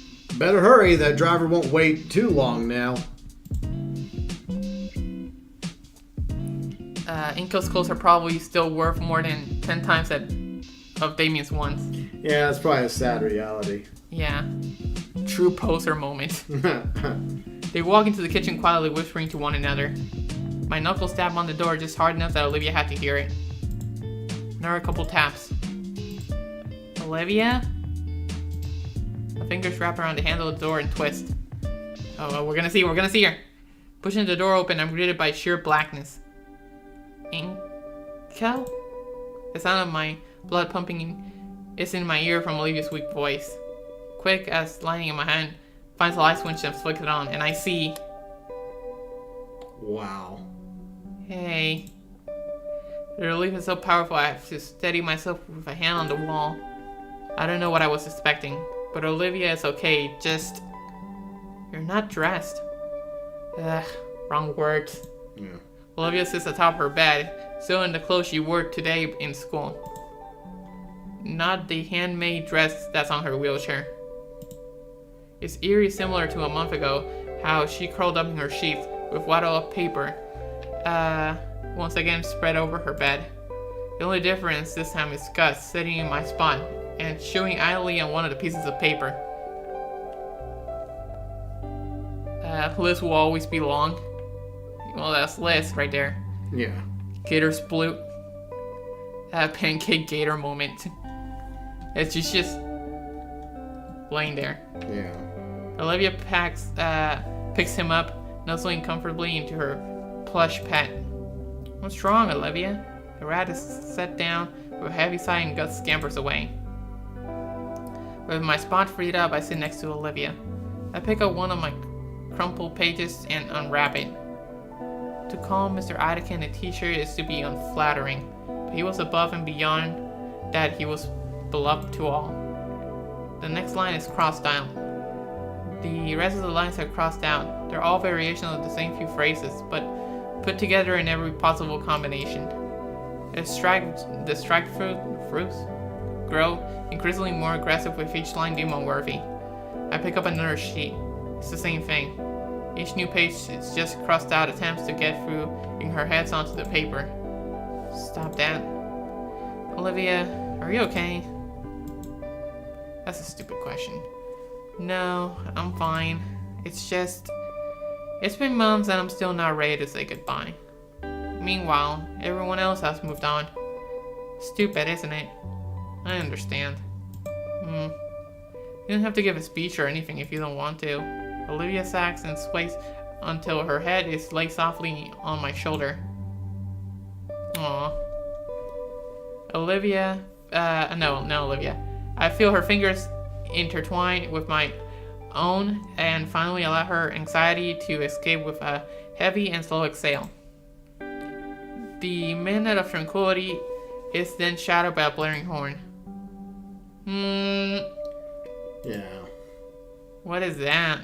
Ah, crap. I take my phone to see out a half dozen texts from Damien and Liz, all of them expressing my need to hurry up. Come on. Hurry up. Everything okay? Hey, dude, you there? Go without us. Something came up. We're gonna do something else. Alright. Take care. With that weight off our shoulders, I let my phone fall on the bed next to us. I told him to go on ahead. God. Inko. I'm sorry. You don't need to apologize. No. You spent all that time getting ready, and Auntie even helped me with the dress, but I can't. I can't do anything. Come on, Olivia. Don't worry about it. I don't need to go to the winter formal. I just want to spend time with you. And we can still do that. Still, I don't want to sit around here. Not again. Well, we could go somewhere. Any ideas? Nothing comes to mind. We could just take a walk around and see what happens. The Christmas decorations, though, to be in full swing now, if nothing else. It takes a few moments, but Olivia's eyes slowly begin to light up. Okay, that sounds a little fun. Besides, I hate to waste the night with you all gussied up like that. Her sultry grin grows as she eyes me up and down. I'm blushing. I can tell I'm blushing. Anyway, sorry I couldn't do the same for you. It's fine. I'll find an excuse to make you wear it later. You want to go now? Yeah. Could you help me up? Sure. Thanks. I stand up from the bed and bring over Olivia's wheelchair, helping her into it slowly. Let's go. Grabbing the chair from behind, I guide Olivia out of the room and through the deserted townhouse. On the metro, it's strangely emptier than normal. Okay, now there's no one here. Yeah. But that's a nice look with the eyes. Okay. Actually, There you go. it's just Olivia and I in the car for once. Now that I think about it, everybody's going to be at the formal, so it really is just Olivia and I in general. The metro gently sways us back and forth while we wait for my stop. I glance over at Olivia's through my sunglasses. She's turned back, staring at the window, drifting through her own head as she repaints the world in her image. She does see things differently than most. It's a gift she should treasure more. Man, is this really okay? I get the feeling that this is one of those things that she's going to regret. That she's always going to regret. Not that I should have forced her to go or anything. Still, I should probably try to do something about the situation. But what? Our stop is in another 8 minutes. My head fills with thought on of my empty house. Of my empty home, and I consider, is that where I should bring her? Some lonely, isolated place? Maybe. A slapdash plan forms in my head. Pretty stupid, honestly. And I've been making it up as we go. But it'd be definitely better than letting Olivia just hide away more. 5 minutes. Olivia doesn't seem to be paying attention. Her head is turned even. I focus on the passing scenery throughout the window. She probably expects me to tell her we're at my stop. I can feel the train slowing down, just a bit more. So I stay silent and turn my head towards the window too. I guess she must be deep in thought, because even as the train stopped at our station, she doesn't budge. It's the moment of truth. The doors slide open, and then they shut. The train continues. Now we're now in untested waters. The train takes us to an unknown destination. I hope it's a good one. After a few minutes, Olivia comes out of her reverie confused. Wasn't that our stop? Oh, was it? Whoops. Oh well. Inca, it's going to be hours before it loops back around. Well, we can get off at the next stop. And wait for a different train, or take a taxi back. No biggie. You don't seem that surprised. Well, I'm looking at it like an opportunity. We can do something neat, like something neither of us are expecting now, right? Yeah, I guess. I think that would be cool. Yeah. The metro starts slowing to a halt. I squeeze Olivia's hand. Adventure? Yeah, adventure. I gesture out the door in a polite ladies first manner. Then I start pushing her away from the wall. Once she's away from the wall. The cold December air hits like a brick wall. Jeez, it's freezing. We exit the metro onto a carefully placed stone path. The district is enchanting. Other buildings of faded stone and brick with colorful lights casting them in a magical glow. Older, but well kept. As we move along the cobblestone road, I feel as though Olivia and I had gotten off the train in another time period entirely. Gas lights decorated with tinsel, replaced with modern street lamps that normally light up the sidewalks. The difference between this place and the rest of Old Caldera is night and day. It manages to invite an even cozier feeling of the holidays. Wow. It's the city's old financial district turned tourist spot. Hard to believe that it managed to stick around for all these years. You been here before? Dad took me once. So what do they have around here? 1 second, guys.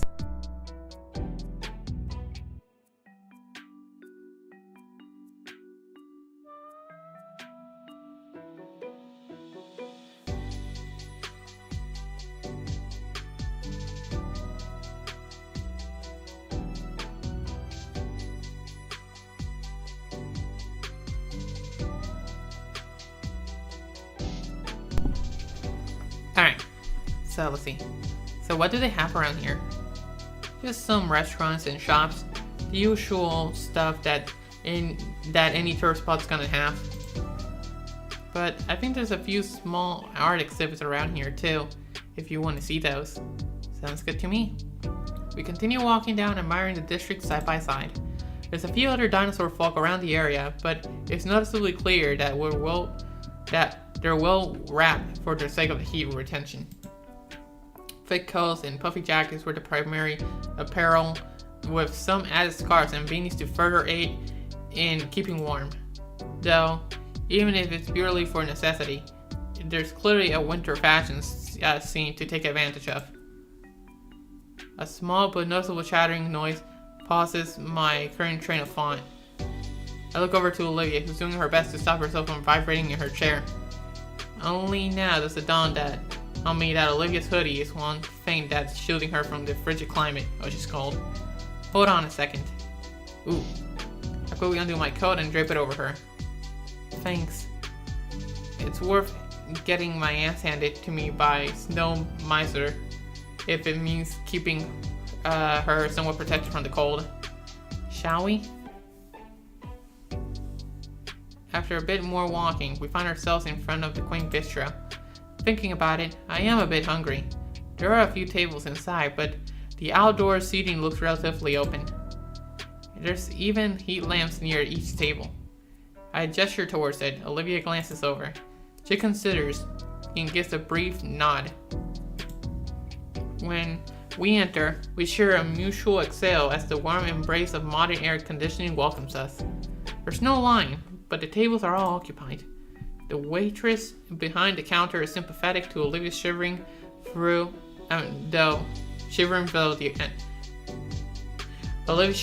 though and offered us the patio table beside the large heat lamp outside.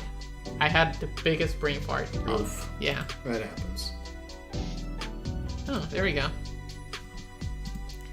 Our order of burger and fries was quickly made, and we ushered into the warmest spot in the front of the restaurant. A warm burger and heated light invigorate Olivia. I hadn't realized just how bad the cold weather affected her, and I feel relief as I watch the color return to her scales. And as she recovers, so does her appetite. As I slide my plastic bag of fries to her, I notice that the little square has gotten more populated. Despite the cold, several dino families fill the remaining seats, some with food and some just taking advantage of the heaters. Wow. Something going on? I poke Olivia and gesture around. She shrugs. Ooh. What? I guess they're gonna give us a performance. And after a few more minutes, an oddly dressed group crosses the middle of the square. Compared to everyone else, they're very underdressed for the weather. Wearing fur vests and oddly baggy shorts. There's 10 of them in total, a family of feathered raptors. He doesn't look very raptory. Yeah, he looks human. Following a mouthful of burger, I turn to Olivia and ask, and see an exciting grin on her face. You know them? Shh. Oh man, I forgot. It's Friday night. There's always some live performers here. Just watch. Whoa. That's a good pick. It's like they're all just shocked. I'm taking it. Okay.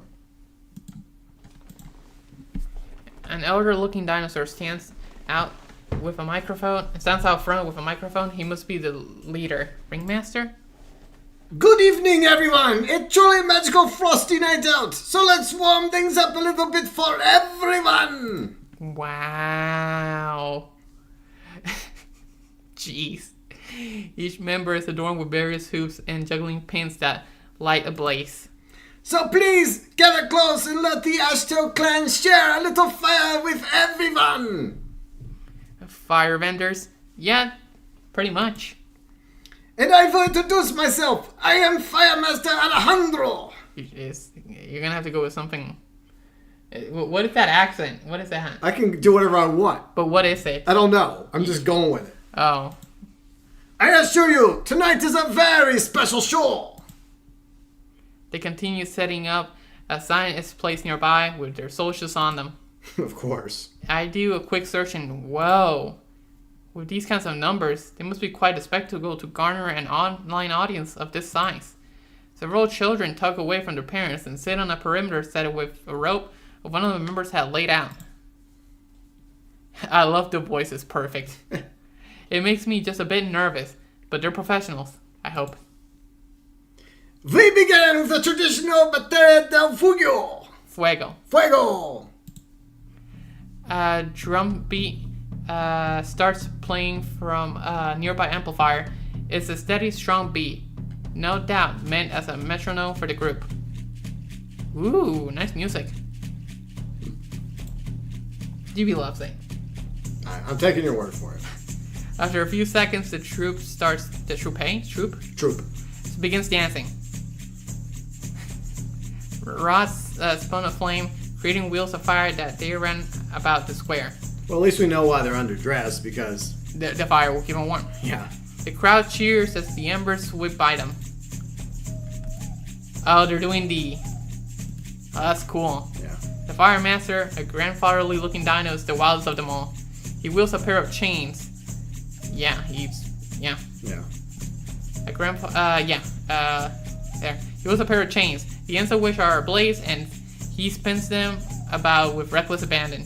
That man alone is a veritable Firestorm, yeah. A firestorm among the rest of his troop, even going as far as to let the fireballs bounce off his body to create a more unique flaming shapes. Wow. My steak fries sit abandoned as Olivia is entranced by the live performers, her silver eyes wide as she takes a particular performer as he twirls about with flaming fans. Actually, looking at all the performers, they're all raptors. It's a family troop. No shit. Shh. Indeed, all 10 dancers look to be a single large family, though there were some minor differences between them. The biggest one is being small flourishes in their vest and prompt. The tempo of the beat hastens, and the spiraling fire dances move around their elder more swiftly. Then all of them at once, the drumming halts. And the performers bring their fiery props to a halt before them. The older leader Shing swing straight up, the twin fireballs hanging over him for a split second. The blazing orbs descend and bam! Whoosh. All the raptors inhale into their props as the fireballs crash into the earth, creating a great gout of flame upwards in facsimile? Yeah, of a bomb blast. The fire recedes and the members of the troop regroup. The ringmaster leader once more taking front and center. There's applause. A lot of applause. I didn't even realize I was clapping wildly until I felt my palms sting. The elder dino motions for the crowd to quiet down, and once we all are silent, he makes to speak. Thank you! His accent is thick and great and tone gravely. Yeah. His accent is thick and his tone's gravely, further showing his age. For those of you who are new to us, we, the Ashtail clan, the Ashtail family. The other 9 members hoot together, blowing smaller flame pillars. Have been in these mountains since time immemorial. He saunters around the open square, casually twirling his chain as though there weren't a softball-sized fire at the end of it. Generation upon generation, we have entertained visitors to Qualcadera. And I, Alejandro Astel, am the 7th head of the family. He pauses to let the crowd take the information, and then he struts back to his family. There's murmurs, and even the other performers look confused. As he wraps an arm around one of the female performers, he moves back to the center with her. Oh, her. Okay. And this is my granddaughter, Michaela. Alejandro pushes the young woman forward, and a slightly taller but more lanky raptor compared to the stocky leader. She looks to be about our age. Good greetings, my friends. Tonight is also a special show for another reason. It marks the 25th year I have led this group. It's quite a lot, is it not? Hard to tell when you're getting gray hairs with much tinge to sing right off. Singe, yeah. Yeah. Oof. Great impression, GB. Have you ever thought of taking up acting? Nah. Said Stuart. Thanks, Stuart. He pauses for a chuckle from the audience. However, the sands of time stop for no one. So, that being said, it is time I step out of this spotlight and give the new generation their time to bask in it. And as I take my leave, it is a great honor for me to declare that she will be joining the ranks proper. I have taught her everything she knows, and I am proud of her. So please, welcome her in and expect great things from her. For she will be inheriting the title tonight. ¿Qué? She's surprised, jeez. I guess she didn't expect that. Yeah. The entire family is whispering to one another now. This isn't staged. Michaela, you are of age now. 25 years to this day, my own grandfather had bestowed upon me these chains of leadership on this very spot. The crowd, ooh. And on this, my 25th year of performing, I find that you are ready, my granddaughter. The chains finally stop spinning at Alejandro, now holding and presenting them to the crowd, and then his granddaughter. Go on, the crowd. She awaits. Michaela hesitates, her hand shying away from the chain as thought it will burn her. I mean, she looks nervous. Grandpa, this is... Up. Up. I know you are ready for this, sweetie. He looks her in the eye, and his once bombastic tone is now more soothing. You have devoted your life to our traditions, absorbing all lessons in earnest. You have the fire inside you, just like the fire I am giving to you now. The Fire Master turns to the crowd with a gigantic grin, his voice larger than life. Do you agree, my friends? A thunder of cheers and clapping echoes, the crowd fully invested in the family's ritual taking place. Someone starts chanting her name, and soon enough, even Olivia and I are chanting with them. Michaela, Michaela, Michaela. Our voice invigorate her. Ooh. With a loud and triumphant whoop, Michaela takes the chains from her grandfather. The balls of flame spin once more, far more wildly as she hollers uproariously along with the crowd. Yes, Michaela! Now go! It is your show to run now! Alright, so... so Stuart said, "Fought I ass and you're welcome." And then Bounty. That's what we've been saying about these two voice acting, but they don't believe it, SMH. What? I mean, I'm doing my best here, so I don't know. Yeah, but... I don't know. Bounty thinks we're good for voice acting. How's her voice acting? I give mine a 4, maybe a 3. I could only voice one character. I couldn't voice many characters. I might give mine a 2. You voice way better than me. At least you're like a 6 or 7. Well, I really do appreciate the applause, but I'm just having fun here, you know? Mm-hmm. And I hope everyone else is having a good time. 1 second, guys.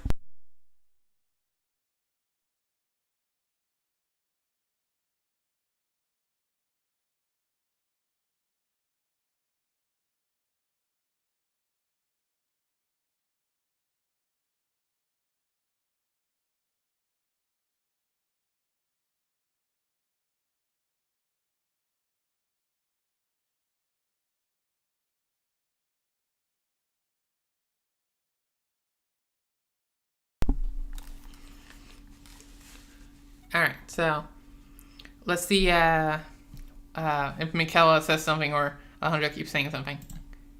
The old dino meanders back to with the rest of the family, with the rest of his family, taking up Michaela's abandoned baton before taking a seat amongst the crowd near us. My friends, with great honor as the 8th head of the Ashtails. The other 8 performers once more exhaled tall pillars of flame. Let the show continue! With a graceful somersault, a new drum beat blares through the speaker, and the dancers begin to move with their flaming props. Ooh. Nice music. Yeah. You two do a good job. For real, they do. Oh, thank you. Thank you. The new member moves with elegance. She's clearly had a lot of practice. She got Grandpa. Look at these two. Look at Denko. What the hell's wrong with his face? What? He looks so Kermit-ish. Like Kermit's just... He looks like a turtle right now. Yeah, I know. What the... He's an albino turtle. Well, yeah. Olivia's just mesmerized. Yeah. Whoa, hey, what was that? What was what? Your smile just faltered. I saw it. In the corner of my eye. What's up? Aren't you observant? I just feel a bit for him. I just feel for him a bit. The Fire Master? Why? In a way, it's kind of sad. Inko, what happened to him? Yeah. His head looks deformed. He got muppeted. You know, they could have just put like kind of like a smirk on his face without having to do this. I know. Like, okay. He just looks funny to me. Inko's got one wonky mouth there. Yeah. It just looks funny. It's an interesting choice by the animator. Yeah. The great Alejandro will retire and his granddaughter will take his place. What's he gonna be doing for the rest of his life? He loves this job and he just retired. He's never going to do it again. He's just going to enter his twilight years and know what's best and knows the best is behind him. Is that what you think? It's what I worry about. Olivia looks back to the show. The newest member dances elegantly. Bam. He doesn't seem sad. He seems proud. Well, proud of her daughter, yeah. Of his granddaughter, yeah. Yeah. Performers laugh and hoot in the square with the new leader of the troupe. Compared to her grandfather, she's far more energetic. Her flourishes and sweeps are far faster than Alejandro's when she's younger. And even still, for snippets of seconds, I would still see some worry cross Michaela's face, questioning herself or her movement or something. The look would vanish though, when another of the troupe would pass her by, whisper something to her, or perform a duet move with her to help correct her. Take in the show now. It feels less refined compared to the first act, but also more real and vibrant. Fire Master claps along and laughs to himself, giving a reassuring thumbs up. Olivia looks to the man lost in thought. Well, maybe there's a little bit of truth there, but, I mean, look at him. Does he look sad? No, he looks like it's the best day of his life. He's really happy for his granddaughter. That's a good show. Yeah. She's so big! Just right there. There you go. His granddaughter has taught everything she knows. Wait. Has taught that. His granddaughter that he taught everything she knows. Everything he's learned from his father. One day the torch was passed to him, and he upheld that legacy, and he inherited it for years and years. He had an amazing career, and he raised her so he could trust her. And now, she's ready to do that all herself. Again, it's a matter of trust. You don't think someone as old as he is able to tell. It's like an old tradition, you know? Only a poet could appoint another poet. Things change. People change, but a talent or a craft, it has to be passed down, or else even the little things become impossible to do. Alejandro knew his craft well enough to perform for 25 years, and now, look at Michaela. She's performing just as well as he did. He knows better than us, Inko. So I don't think he's wrong for wanting to pass on his legacy. To pass along everything you know, like that to someone you love. Is to grant that person their purpose. That's why he's happy. Life's full of uncertainties. To raise someone up to take your place is one of the biggest challenges. Moving forward with no fear of the future at all. Making it so that the apprentice can become a master and pass on what she knows just as the same. The biggest challenge turns into a great blessing. To keep going, even when it burns. Always moving to a final victory. And in the end, he won. I wiped a tear from her eye. She leans into my hand. Somewhere in there, something changed. He started referring to two people. I wanted to tell her, but she knows. I think I'm ready. Inko. Ooh. Yeah, were you catching on the similarities? Yeah, with Idigan. Yeah. Yeah. Like, she's technically the granddaughter. Yeah. Parallel. Oh no, she's super big now. Yeah. Yeah. Olivia's a big girl. Yeah, she's big. Look at her. I think she was just in the foreground and Inka was in the background. I know, yeah. but still. Yeah. But look at her now. She look crazy. Yeah, but I do like the parallels. I got it. You got what? I really can't explain it right now. It's more of a feeling. It's like a flame. We need to get back. What are you waiting for? Let's go. She yanks my arm and starts burning rubber towards the direction we came from. She got it.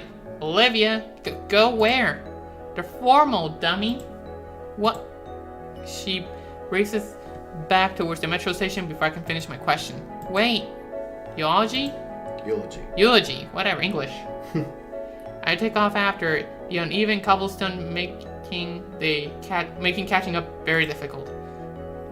As I pass the propped up sign, I stop, yanking a 20 from my wallet and dropping it into the tip box for the ashtails. The little girl standing by it beams at me with a toothy grin. It'll melt later. Can't get distracted. Where is she? I catch up to her, still speeding towards the metro station. Is there still time? It's almost night. There's time. We can make it. We can make it.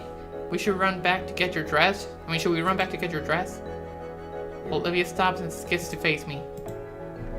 It's the other way. We can't. Both our heads jerk sideways to the boutique we stop in front of. Our hearts skip a beat. In the distance, the familiar sound of the metro's arrival. Maybe we have a minute. You got $200? Merry Christmas. Thank you, come on. Well, it looks like he's buying it for her. Or $200 that she has. I don't know. Right? Yeah. Olivia drags me into the store, scanning for anything she'd find acceptable. We can make it if we try. Yeah. What kind of dress do you want? I don't know anything about dresses. Shit. Okay, what's your favorite color? Green. The fuck do you think? Because she's green. Yeah. Of course it is. Shut up. You know this fashion shit. You pick something. It's true, he does. Okay. So. Time slow as I scan the shelves, cataloging all the possible dresses inside. There's about 3 green dresses on display. The lime Hadber's wiggle dress looks like something I hurled on, and the Grande Verde classic wrap dress aged faster than wine guzzling wrench that made it, which means the newer little true green dragon perch kimono. Okay. This is a little. Yes, it's beautiful. I'll take it. I toss it over to her and she catches it. With the dress in now, Olivia wastes 0 time and speeds right out the door with enough force to nearly knock me on my feet. I have to stop the shop owner from giving change by hastily handing her the 2 Benjamins. Sorry about that. Keep the change. Merry Christmas. Happy holidays. I hope it was less than 200. Yeah. Olivia's still ahead, and we're trying to put the dress on already, and and still move forward towards the metro. We're right there. Lift your tail. She understands and quickly shifts her tail in an upright position right before I grab her handles and keep rushing forward. Right as the doors start closing, I muster all the strength I have in me and boost Olivia into the cabin. Can we see her? No! I want to see her dress. What does she look like? I managed to throw myself inside the door before... I managed to throw myself inside before the door could close on my foot. I slide Olivia to the side and I stop myself on my armrests of the opposing seats. I'm left breathless. Oh. Moaning sound. Yeah. The heck are you out of breath for? It's tense. Are you alright? Yeah, I'm fine. Yeah. She's not wearing the dress though, she's wearing her. I finish catching my breath and I sit in the seat normally. Olivia moves into her spot and keeps struggling to put her dress on. Oh, she's still trying. She tosses me her hoodie. How does this even work? Olivia whips the kimono around like a signal flag, confused as to what goes where. Here, let me help you out. I bought a smoking jacket a while back. Shouldn't be too dissimilar to wearing one of these, I think. Smoking jacket? I don't think you smoke. Wow. I don't. Just thought it would be cool to have. I help Olivia out of her wheelchair and onto the metro seat, since that should make the process easier. It takes a bit of trial and effort, and a quick Snoop Tube tutorial. But we eventually get the Nagajuban and kimono on. Totally aced that pronunciation. Yep. After making sure all the knots are tied securely, and her tail is poking out of the accommodating slit of the back of the dress, I help Olivia back onto her wheelchair. Okay. Well. It works. Yeah, it looks good. Just, boom. There we go. Well, how do I look? Take a good look at Olivia in her dress. She's still wearing her shirt though. Yeah, I see her. Yeah. Even though this was the last minute, she still managed to take my breath away. You look beautiful. You're just saying that. Yeah. I am, and it's the truth. She is cute, Gator. She does look good. Okay, see, that looks better, like in the night. Yeah.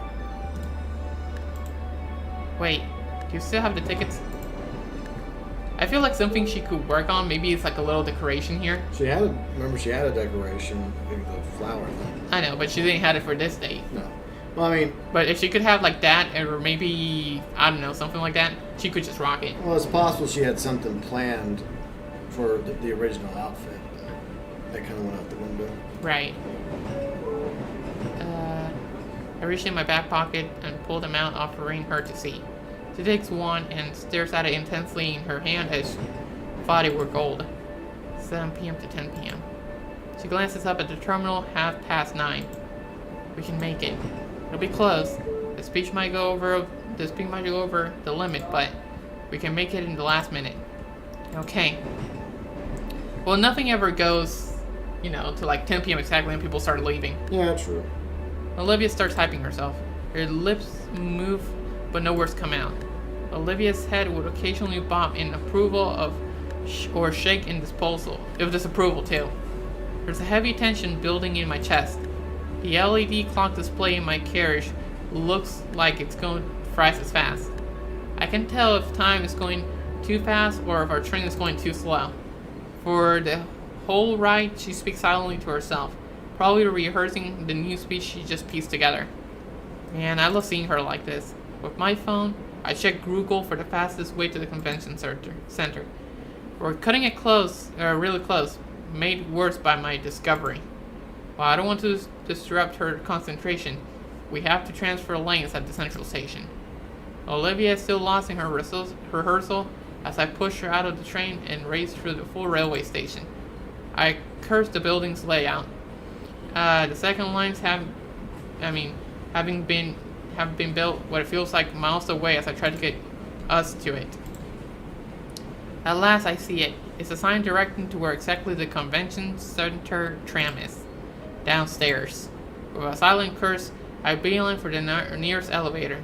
Olivia's wheelchair becoming an incidental plow as we push through the late night crowd. The elevator door looks positively ancient, but that doesn't matter. My full palm slap at the bottom roughly, and as even more adrenaline pumps from my veins. Right now, I feel a sort of hyper-awareness, the rest of the world going at a snail's pace as I repeatedly jab at the button. When the doors finally lurch open, I practically shove Olivia through, stirring her from her thoughts at last. Yeah. Inko? We're going to make it, we're going to make it, we're going to make it. Inko! All at once, I feel my energy plateau, slurping heavily against the handlebars of Olivia's wheelchair. My body finally registers how hard I pushed it. With a gasp, I'm floored completely, my lower body feeling excessively heavy as the muscles within my legs wail in pain. When the elevator doors reopen, Olivia thankfully wheels herself out. I hang onto her handlebars while I drag my feet after her. Transfer train is here, thankfully. We're going to make it, Olivia. You said that already. Inko, are you alright? She peers back at me over her shoulder. I simply smile and wipe the sweat from my brow with my sleeve. Gently aboard the new train, I allow myself to collapse on the seat by Olivia. Olivia keeps looking at me with her moon-shaped silver eyes filled with worry. My only response is a tired smile and thumbs up. The second metro line goes just as fast as the first. 9:45. I don't dare interrupt Olivia here. She continues mashing up all the right pieces together in her head. It's not just a speech. It's an all-new part of her she's suddenly awakened to. Inko? I glance over. She offers a hand and I take it. I'm so happy you're here. Thank you. I gently grabs her hand for the rest of this metro ride. I don't think they're gonna make it. Eventually, we're pulled into the station. I think they will. But very last minute. It could be worse. I won't be able to make it for the ending, guys. Gotta go to sleep. Good night, and enjoy the rest of the game. Alright, thanks, Cigars, and good night. Good night. So, looks like we're close. We're here. 9:57. It's right outside. A straight shot to the front door. The door's open. And a few couples start exiting. Oof, same. That's fine. People leave for these things early all the time. A tinge of fear mars Olivia's face. I give her a reassuring smile and start pushing her out past the inflow. The convention center is just up ahead, covered in what must be hundreds of feet worth of sparkling fairy lights. A 10-foot-tall Christmas tree stands near the entrance, topped with a star that pierces the night sky. I turn the corner into the parking lot and the chatter of milling couples entering or walking past us to the metro. My pace slows to a walk. We can't have been that late, could we? There should have been a few minutes to spare. There should be. As more couples trickle out the door. A tired figure stands at the door. It's Ben. He looks like Avon. Yeah. He's holding out the door open for a couple more couples. I stop in front of him, and when he notices, he stops and stares. Ben, what? What are you two doing here? It's over. Go home. We need to do cleanup. But the formal, it ends at 10. Ben raises an eyebrow. Everyone should still be in there, it's just getting ready to leave. I peek past Ben. The place is nearly empty. We needed to be out by 10. It's 2 minutes past. No. Look, Ben, it took some time, but trust me, we got it. We can call everybody back, use the speaker, something. Yeah, that's not happening. Just let Olivia do a last-minute speech. A last-minute speech? Are you fucking kidding me? Olivia, you made a commitment. And you failed. Again. Like always, you throw this pity party for yourself and someone else has to pick up your slack. You couldn't even drop the act for Ideken. Well then, Olivia, you won. You abandoned Ideken so you could run away with your boyfriend and pretend nothing ever happened. Congrats. Dude, holy shit. What the fuck is wrong with you? I get up in his face, Olivia tucks softly on my sleeve and pull me back. He sighs. I'm not getting worked up over this. You got a speech? Okay, let me hear it. I'll be your audience. No. Thrilling. I'm moved to tears. Ben, what's gotten into you? Nothing. Just leave me be for the night, okay? And Olivia, stop looking at me like that. He takes a step back and lets the door close.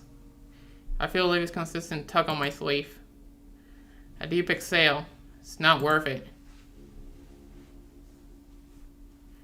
The walk back to the metro is silent. From us, at least. The chatter from the couples around us is lively. Tales of a night well spent, how fun it was, impromptu plans being made to visit each other's place for the night. But Olivia's just left out of it. That was pretty tough how Ben approached her. But from Ben's perspective, Olivia, promised she'd do it. She'd be there for the eulogy. True. And, I understand her pain and her suffering and stuff, but, it was for Ideken, Yeah. And so I understand why Ben feels let down. She was so excited before. It's like someone clipped her wings. Someone. I'm not letting that guy live this down. A heavy gloom hangs above Olivia's head. Sitting silently in the empty car with her, any previous words I had to help are simply gone. Instead, I lean closer to her, my hand finding one of hers that balled up tightly in her dress. My fingers softly unwrap hers, carefully disentangling them. Yeah, from the soft cloth in her grip. Her head tilts upright just enough that I can see fresh tears trailing down her cheeks. Once more I take her face in my other hand, my thumb wiping away one track of tears from her. A sorrowful smile spreads across her lips, small and feeble on the verge of breaking. Rising from the seat just enough, I bring myself closer to Olivia. The hug is awkward and shaky from the rocking of the train car, but I keep tight hold of her, cradling her head against my chest. Olivia's tears soak into my suit, jacket already ruined from our failed attempt to get to the formal. I couldn't care less about it for the damn thing, though. All that matters right now is being here for Olivia. My front door opens easily enough as I slowly wheel Olivia into my home. I don't know who is more tired, but I know for a fact I'm in need for a change of clothes. Olivia? She simply responds with a non-committal grunt. I need to change out of this. Nor grunt. With a gentle sigh, I set Olivia's hoodie on her lap. I'll take you to the guest room so you can change too, okay? After a grunt, but with a nod. After I bring the girl to the guest room on the ground floor, I scale my stairs slowly. Once away from Olivia, I finally feel the full weight of my exertions tonight. My arms feel laden, my legs a wobbly jelly. The want to just collapse and sleep drops violently on my shoulders. But I find the strength to haul myself into my room. It's a struggle to remove the sweat-soaked cloth from my body. Removing the undershirt almost made me slam face first into the wall. Inko? Well, she just opens the door and walks in. Let's watch him fall. She already changed clothes. And I guess she crawled. Yeah. It was off. Okay. I guess she can crawl fast. Because didn't he say she's on the first floor? Yeah. And I guess his room's on the second floor. So she was able to change out of the dress into her normal clothes. I guess that's how bad Inca was struggling to get to his room. Yeah. Ow. The cold hardwood of my floor feels amazing on my scalding hot back, even if my tailbone feels bruised. Olivia's kneeling in my doorway in her usual hoodie. Back in her usual hoodie. Seeing her concerned looks helps to dull the pain. Olivia's piece shuffling. Yeah. I'm fine. Good. She shuffles. Oh yeah, she's just crawling further into my room. Her eyes roving over my walls thoroughly. I consider standing, but my legs could use some reprieve. Wow, he changed quick. Yeah. So I simply reach for the clean shirt I set aside and slide it in swiftly. Nice room. Thanks. My knees ache terribly as I shuffle after Olivia, uncaring about how it may ruin my dress slacks. Olivia plants herself at the foot of my bed, and I take the spot right next to her. Her hands find mine immediately, and her head lands on my shoulder. We simply sit and relax like that. The stress from it all oozes off me as Olivia nuzzles against me. It's a not sort of feeling, of silence and serenity that settles on us. No sound at all, except for how breathing each puff of air with it more and more of our worldly troubles. I can't speak. I'm losing it. Inca? Her voice is soft and steady. I'm sorry about tonight. It's all my fault. I lean my head against hers and shake it in rejection of her statement. It's fine, Olivia. I don't blame you for anything Ben said. But if I had realized sooner. I shake my head again. What matters is you figured it out. And I'm sure that Mr. Ida Her breathing hitches at his name. I mean, you understand what's important. Yeah? Her head bobs of agreement and presses her silky hair against my cheek. What matters is now that we're together and doing the rest of the night, okay? She pops her head again, and I can feel her anxious sigh escape her. So, what do you want to do? We could watch movies, or maybe I can show you some photos, or... Inca? I'll pause to hear what she wants. I just like to stay here. With you. Of course. Another pause. But, what is it? Just name it Olivia, and I'll do my best. Well, could you turn the lights off? The lights? Those lights, the one with the switch all the way at the back of my doorway? My legs are practically cinder blocks now with how heavy they feel. But what if that's what she wants? Of course. Sheer brutal agony lances through my sore leg, but I manage to get to my feet. I swear I hear snickering as I slowly shuffle to the light switch.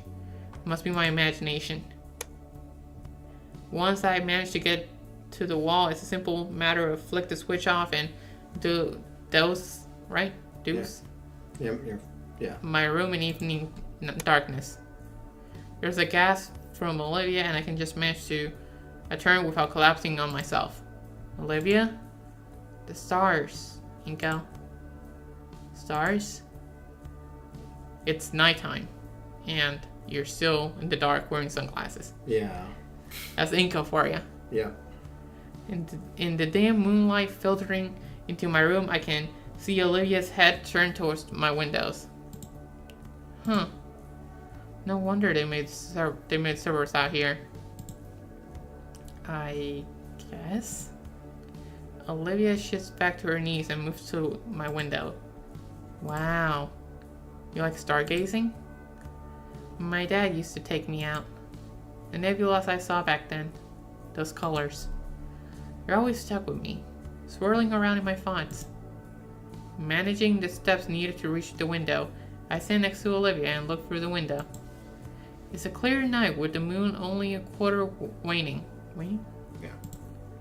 I never considered it, but these new suburbs don't have too much light pollution. That's how it is out where we live. Mm. Because this is a dark country area. Yeah. That's why we don't have lights in our neighborhood, so that we can enjoy the night sky. The music is nice. Like in the background. Oh, cool. Well, like Olivia's neighborhood.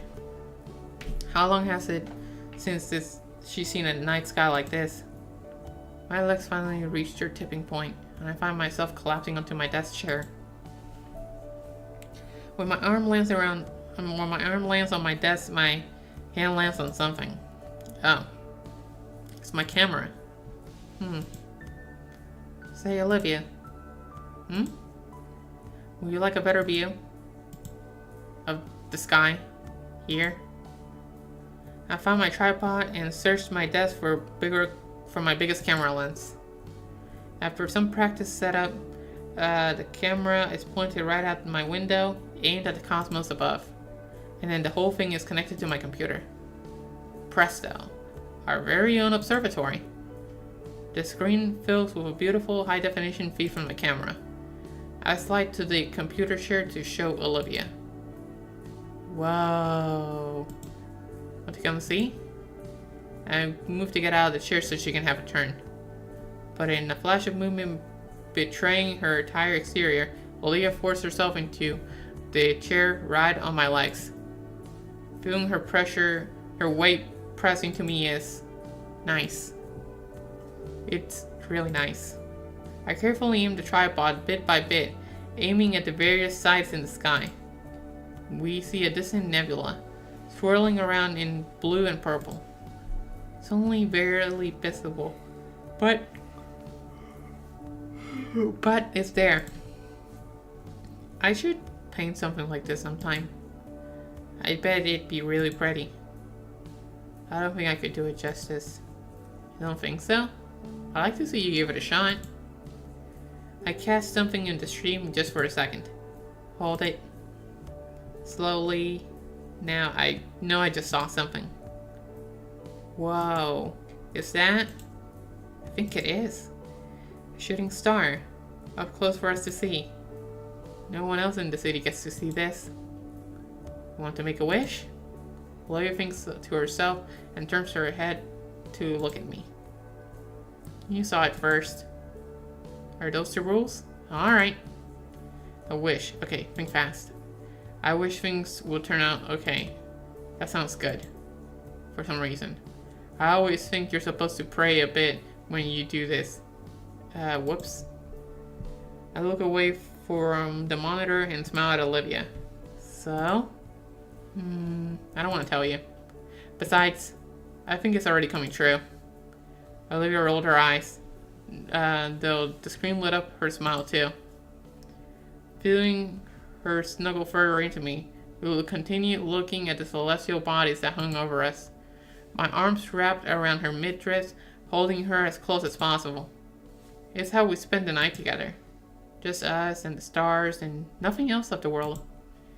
The perorating from Olivia and through my chest slowly soothed us both to sleep. Yes, that wish is coming true.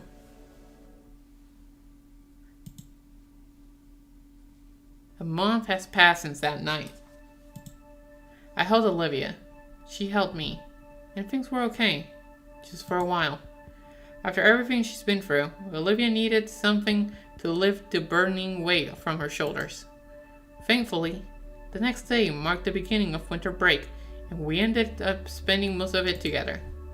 Most of the time it was just hanging out at each other's houses, watching shows and playing games.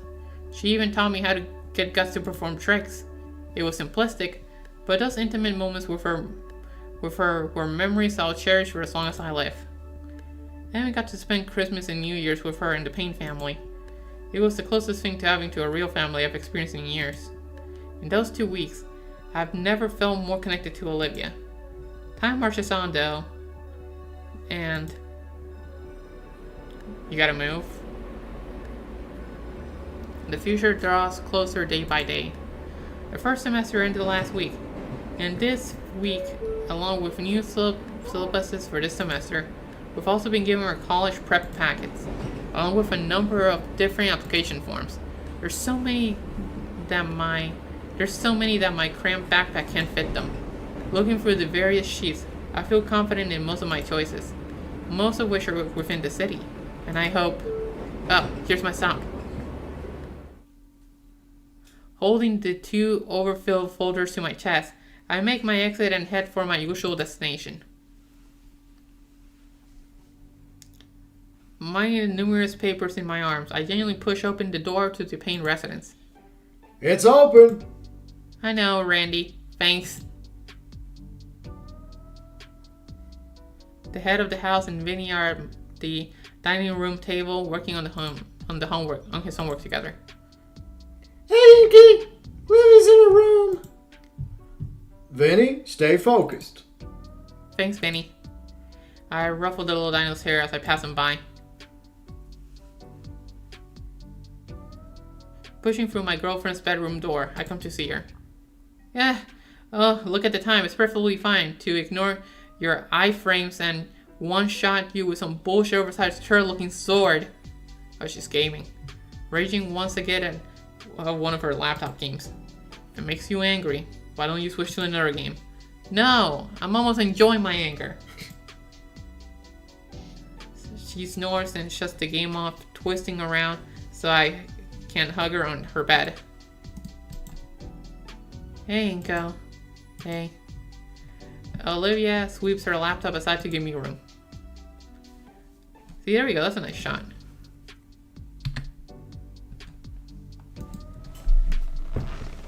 I allow my backpack to drop to the floor and set one of the overpacked folders on Olivia's lap. She groans and flops backwards. Come on, Inko. It's Friday. It's Thursday, actually. That isn't curse word, though. Olivia sits back up and checks the folder. Then what is... Oh, these. Leaning over, I pull her actual classwork from my backpack and set the sheets on her lap. Yeah, it's really starting to pile up. It's a bit of work getting your teachers to pass the stuff along to me. It's probably a week's worth of stuff this time. Groovy. Do we really need to? Yes. Come on, I know most of this stuff, so it'll be a cinch.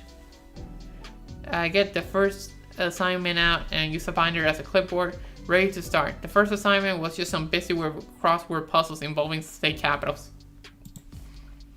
While Olivia lazily drags her mechanical pencil across the page, filling it out, I bring it up. I miss you. At school. It's not the same without you around. School's been back in session for nearly a month now. At first, Olivia was eager to return, but then she just skipped a day, and 2 days a week. This entire last week, she's just been absent. Ever since that night, she's just she lost more and more motivation to graduate. It's the least I can do to try and stop it.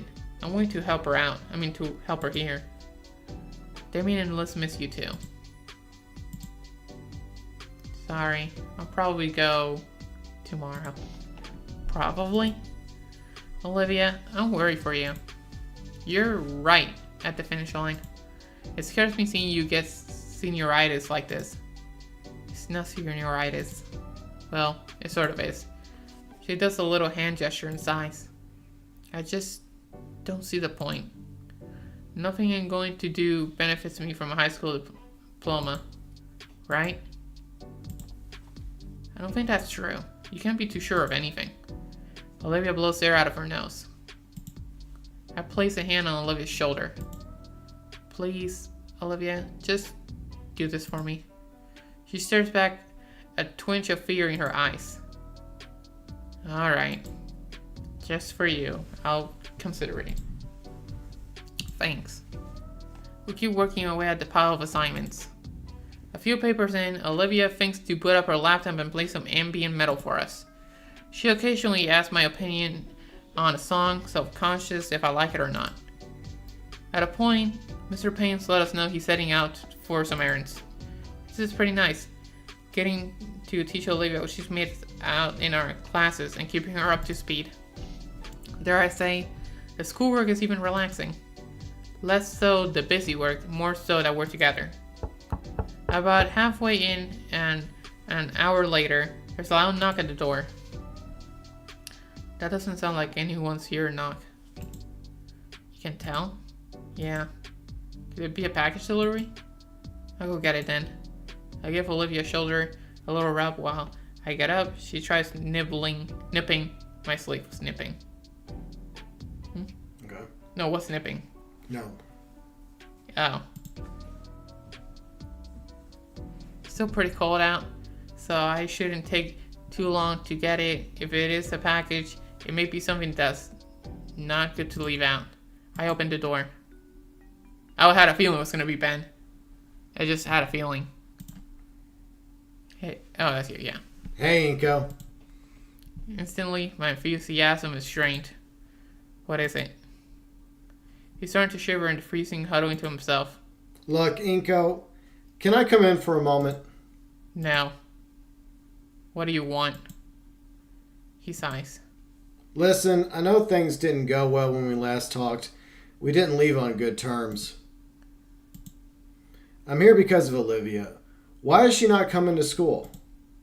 None of your business. She needs to keep her grades up.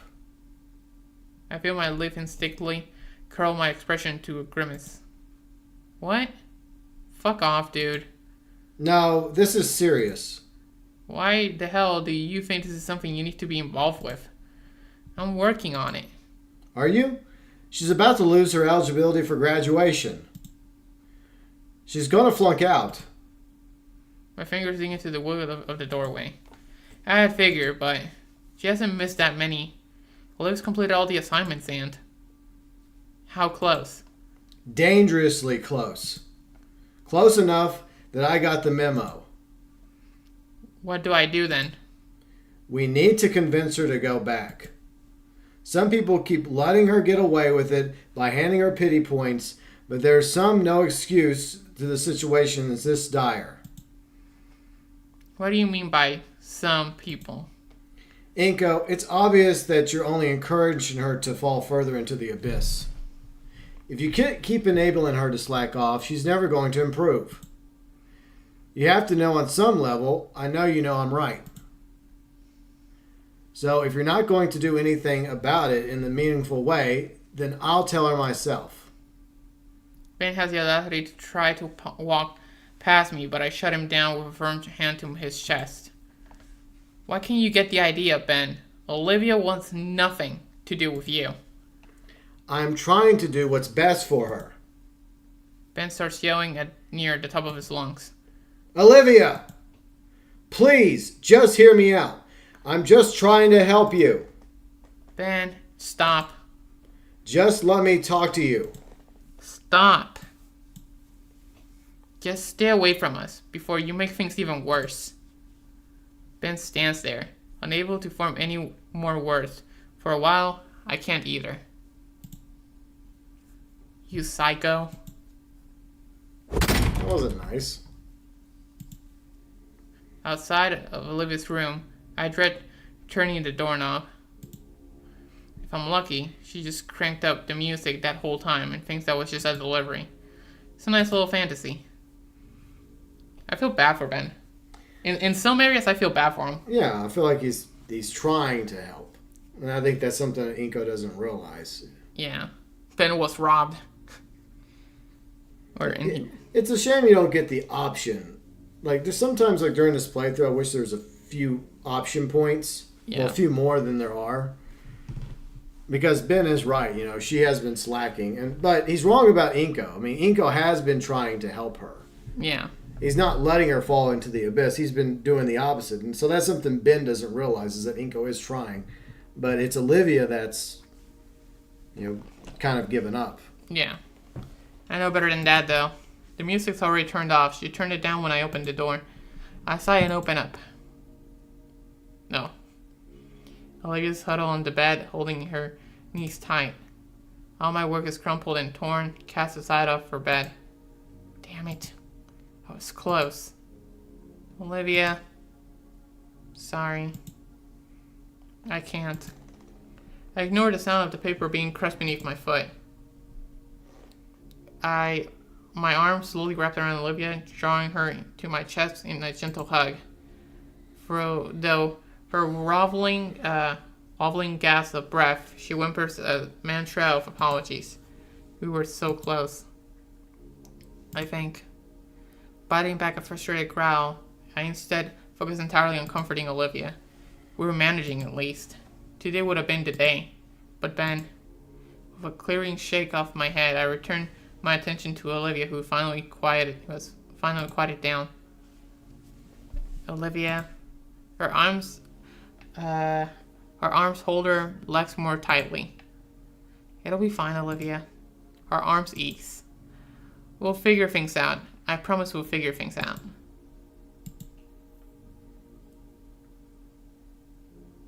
The rest of the school year is a blur to me. Days turn into weeks, weeks turn into months. It didn't even hit me that I was graduating until the day finally came. Being handed my diploma, shaking Scalar's hand, it felt almost surreal. It was the moment I had been anticipating the entire year, and I finally achieved it. Although it didn't feel quite as fulfilling knowing Olivia was sitting with the audience rather than being beside me. Regardless, I don't have time to dwell on the past. I need to worry about our future, and that means supporting her. I didn't even bother to check where the acceptance letter had come from, only that it was still there in Vault Caldera. It was simply a matter of going through the motions, filling a schedule, talking with the counselors, choosing whatever program. The content didn't matter, just the need to go somewhere for both of us. The late March rain patters on my windshield. Pollen is going to start being a problem soon. Man, I can't wait to just relax. Today sucked. Between the yelling, almost getting hit by a car, all the running everywhere, I'm exhausted. I think of Olivia and, yeah, it's all worth it. I can't wait to get back home. Spring break finally rolled around. We're jumping a little bit here. Yeah, there's some time jumps.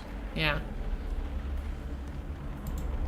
All my coursework is finished and submitted just in time, and I even had the time to compose a cordial well wishes to all my professors. That leaves all my responsibilities ticked off my mental bucket list. The next 2 weeks are completely open for the two of us to enjoy. It's been a while since we were able to go out somewhere. Maybe I should plan something romantic. Maybe something to get some real fresh air and take advantage of the weather before I end up congested. Like camping. That'd be a lot of fun. I entertain myself with these thoughts the rest of the way home. The lo-fi hip-hop station currently playing helped a lot too. Olivia's recently gotten into it and wanted me to give it a listen. Gotta say, it's pretty good. Finally, I arrive at my flat. It's a small, cozy place. Not that I can't afford something more luxurious. It's just something that spoke to Olivia and I. I shift the car into park and pull the key from the ignition, sighing in relief. Nice place. Yeah. Small staircase ladder, and I'm at the front door, unlocking it quite quickly and stepping inside. It's quiet as usual. Olivia's working around this time too.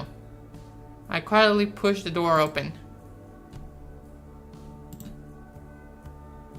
She sat quietly in front of her drawing tablet, carefully painting a dramatic landscape.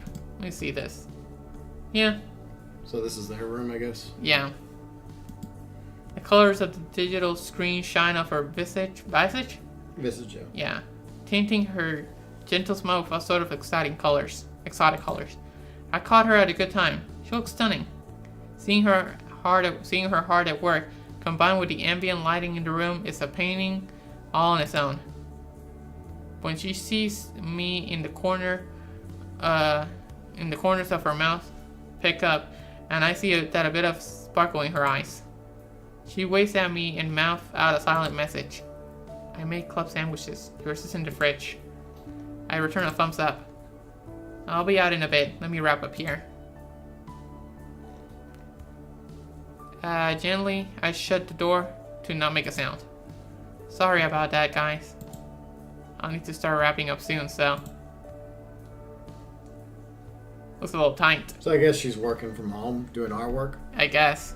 Yeah. Inko no longer being able to live with his parents' money. Of his parents' money, yeah. No, I think he's in college, obviously, and no, he said he could afford a nicer place. They said that this place spoke to them. Yeah. That they just to Olivia, I think, mostly. Yeah, no, I think it spoke to both of them. So, yeah, I think he's still being taken care of financially by his parents, like going through college, probably. I mean, they probably have put aside money for him, you know. Mm-hmm. Least they could do, since they haven't exactly been there. Yeah. Our kitchen gets a decent amount of use, but it is kept pretty tidy. Every now and again, I see some culinary doodad, and I pick up for Olivia. I open the fridge. Inside is a leftover pizza box, half-gallon of milk, and a stray can of soda, some dwindling bags of fruit. I guess Olivia used the last of her actual food for lunch. I need to go shopping soon. And of course, the sandwich Olivia made, wrapped up all fancy for me. There's even an olive spike at the top with a toothpick. Looks good. I grabbed the soda and I shut the door. Well, she's also a really good cook, so... Yeah. Ordinarily, I sit at the table, but the couch is too inviting to my sore back. Ooh, looking good. Olivia should be done with her stream soon. Oh, she was streaming, yeah. Because she was talking to, gotta wrap up soon, guys. Yeah. So she was streaming. Maybe I should rent a movie or something. Before I take the first bite of the sandwich, the bedroom door creaks open. In the corner of my eye, as I watch my girlfriend tries to surreptitiously sneak towards me on my hands and knees, while she makes a miniature gator skin bags beneath her eyes, I can clearly see the mischievous glimmer in her mirror-like irises. Pretending to not notice her, I chew on delicious sandwich meat until I feel a sharp tug on my wrist. Her jaw is wrapped around it, gently numbing on my limb. She lets go once I look at her, and I keep my hand held out so she can take it. Once she does, it's a simple matter of drawing her up onto the couch beside me. She sniffs the air and follows the smell to my club, which she also nips at. What is the name of Olivia's channel? I don't know. What? Gator Girl 555. Yeah, Wani Gator or something. Wani Gator, yeah. Hey, give me some. One bite. One human bite. She crunches up the other end, and I follow up with my next bite. It's good. Olivia's cooking is always wonderful. She's definitely upset about something. Hey, something got you down? You seem low energy. Nah, don't worry about it. Just some heckler when I was wrapping up the stream. Don't worry about it. How was your day? Man, it was nuts. Barely had time to finish my last assignments to avoid homework. Like all the other students were in a rush too. Then there was some stupid bug with the submission website. Really exhausting day. And some prick nearly rear-ended me with his pickup. Ugh. But I did get my schedule cleared. This spring break is all ours. Ah, nice. How was your day? Oh, I just streamed. All day? Nice. Have you reached 5,000 followers? Yeah, I did. That's nice. Hopefully her career really takes off soon. Truthfully, I worry for her a bit. Oh yeah. I was thinking we could arrange a day out sometime, go on a little vacation during the break. Oh yeah? Yeah. Does that sound like fun? Come on, we need to get out more. I went out last week. Okay, I get your point. Yeah, that sounds fun. Where would you want to go? Park, maybe? I still don't know what's around here. I think there's a few public parks around. It'll be like when we saw the Bluffs. Oh, you know what? We haven't ever gone back to Vol Caldera. We live in Vol Caldera, you dork. I meant the city. We should go check it out. I bet the Pains will love to have us over. Olivia flinches. What do you say? Little trip down memory lane? Come on, it's only been a year. A year? Wow. I think it'd be fun to feel the coastal breeze again. Not yet. Olivia fidgets. I don't want the Pains to see me yet. Why not? When I left, I didn't live on the best of forms. I could tell they were unsure if I ever make something out of myself and make things work for me. Heck, I wanted to prove I could before I left. But now it's been a whole year and what do I have to show? I don't even make enough to cover my share of the rent. Olivia. My hand lays on top of hers and curls over her fingers. Randy or Sophia care? Well, come on. We both know they just love to see you again. Her fidgeting eases and a smile creeps slowly on her lips. Yeah, I guess. I'll shoot them a text later, okay? She looks up and nods happily. After that, then, I don't know. How about camping? I can look into the local campsites. That sounds nice. Yeah. Alright. Hey, you go for a movie or something? She nods. Using the remotes, I browse for something decent. Oh, they added a bunch of old kaiju movies. Nice.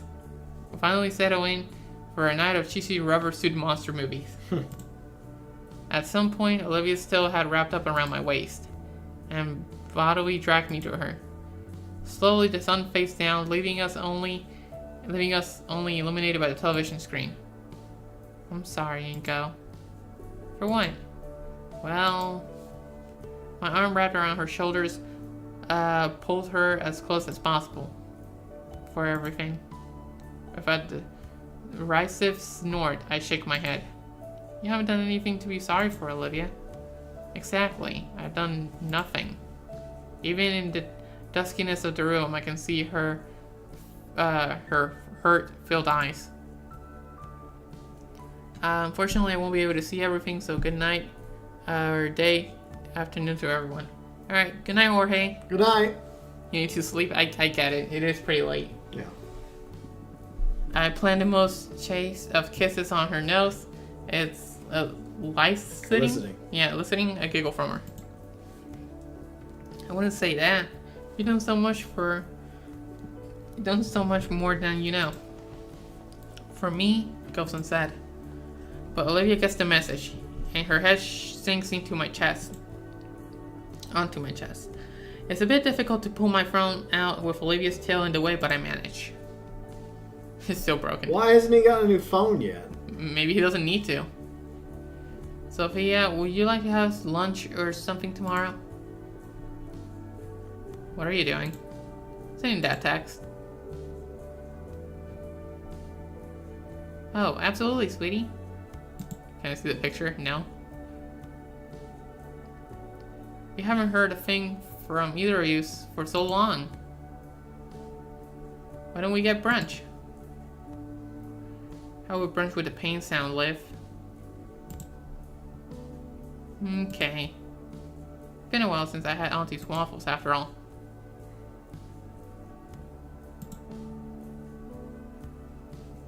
Wonderful. Remember, brunch. I accept the automated schedule updated on my phone and let it drop onto the couch cushion.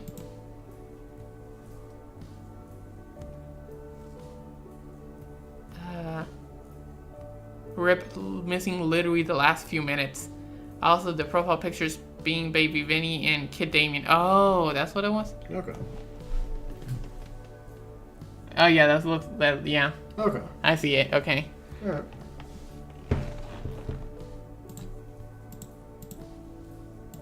I accept the automated schedule, yeah, okay. and return to our movie marathon. I always love seeing the old cinematography tricks in action, and Olivia's enjoying the cheesy battles. Well, we both are enjoying that part. It's made even better after I order a pizza. At some point, Olivia falls asleep leaning against me. I find it hard to stay awake too. He finds it hard to stay awake as well. Yeah, turning is sleeping. Yep. The morning sun greets us as we exit the flat together. I take the moment to bask in its warmth, breathing deeply the crisp spring air. Achoo! Excuse you, Inkel. My hand is quick to rub my nose clear of any pollen. Sorry, Liv. Anyways, where are we heading first? Olivia ponders as she wheels herself to the car. She sways idly in her chair, really considering where we spend the morning. Finally, she speaks up when I hold open the door for her. Well, Auntie Soph said it'd be a brunch, so we got a couple hours. Olivia climbs onto the passenger seat carefully as I hold her wheelchair for her. It becomes second nature at this point to collapse the chair and store it safely in the back seat. I kinda wanted to take a trip down memory lane. Memory lane? Got it. There. You think they're at least giving her a new outfit a year later? Yeah. Got the directions? Now in the driver's seat, Olivia has her phone out and connected to the car's older radio. The old financial district first, then. With a nod, I shift the car into reverse and carefully back out of our parking space. Once we're on the road, proper, Olivia sets the tone of our trip. The song is fast and upbeat, and with just a hint of Pacini's. I guess. Glancing at her, I see that she's checked out completely. Her eyes cast on the passing view through her window. She won't be for too long, thankfully. She's getting back home. Since getting back home is easy, if you know which back roads to take. How was your and GB day? Our day was okay. Yeah, it was okay. It was alright. Nothing too wow. As we pass through a congested section of downtown, Olivia lowers the music and speaks up. Inko. I turn to her and see her face pressed to the window. What is it? That building. The one right there. Looking to where she's pointing, I see an older building that's vaguely familiar. After I squint at it for way too long, Olivia supplies the answer. It's the old arcade. Her voice is low. Taking a closer look at the building, I finally realized why we couldn't recognize it. The paint looks fresh, and there's a different sign above it. Oh, must have been bought by someone. Yeah. Do you want to go check it out? Got the whole day after all. With the heavy traffic on the main road, Olivia has the time to consider deeply. Finally, she sighs and shakes her head. It's too early anyways. In fact, I think it's too early for Old Town too. I doubt anything interesting will be open. Oh. Well, any other places you want to see then? The light ahead finally changes and we start down the street again, but Olivia's eyes never leave the old arcade building. It's when even I can't see from the rear view mirror that Olivia decides. I like to see the Bluffs, actually. Might be nice early in the morning. That is a bit more of a drive, in a totally different direction. But, sounds good. Turning the steering wheel to the side, the car starts down another side road towards the highway. Are you excited to go hiking again? Hiking? I mean, we don't even have to walk the entire thing, do we? I just figured it'd be nice to do it again. I suppressed the word exercise from my mind. It'd be nice to recreate our first real date. Yeah, it would. The silence washes over the car as we both silently reminisce on our visit a year ago. It seems like so long ago now, even though it's been just a year. As I slow to a crawl in response to a silver SUV cutting me off, Olivia begins tapping my arm furiously. Inko, look! Huh? She points at something out my window. I shift my gaze to follow. To our left lies our old high school, St. Hammond. Oh wow, I didn't even recognize where we were. Can we stop and visit? It's a Saturday. Might still be open. There's clubs on Saturday. There are some cars in the parking lot. However, seeing Olivia becomes so adamant about wanting to check out the school, even after everything that happened last year. A part of me hopes that Olivia's finally found her missing resolve. Let's give it a shot then. Let's see old St. Hammond. Yeah. I'm guessing this is almost the end. Yeah, it must be. I engaged in some questionably illegal driving maneuvers to get us in the left lane, then take us right into the school's parking lot. The place is still pretty empty, so we're able to park real close to the front entrance. Although we get prime parking anyway due to this fancy sticker I got. I quickly look around for a place to park, pulling to the side of the road and turn the vehicle off. I step out of the car and make for the trunk to set up Olivia's wheelchair. It doesn't take long before we're taking the short walk up the path. The mural is as beautiful as ever, looming over us like the sacred guardian of the school. There are lights on inside. Olivia hesitates, hovering her hand just above the door handle. She pushes in as the cool air-conditioned breeze is let out, along with the very familiar scent of the facility. Inside, it looks like just how we left it.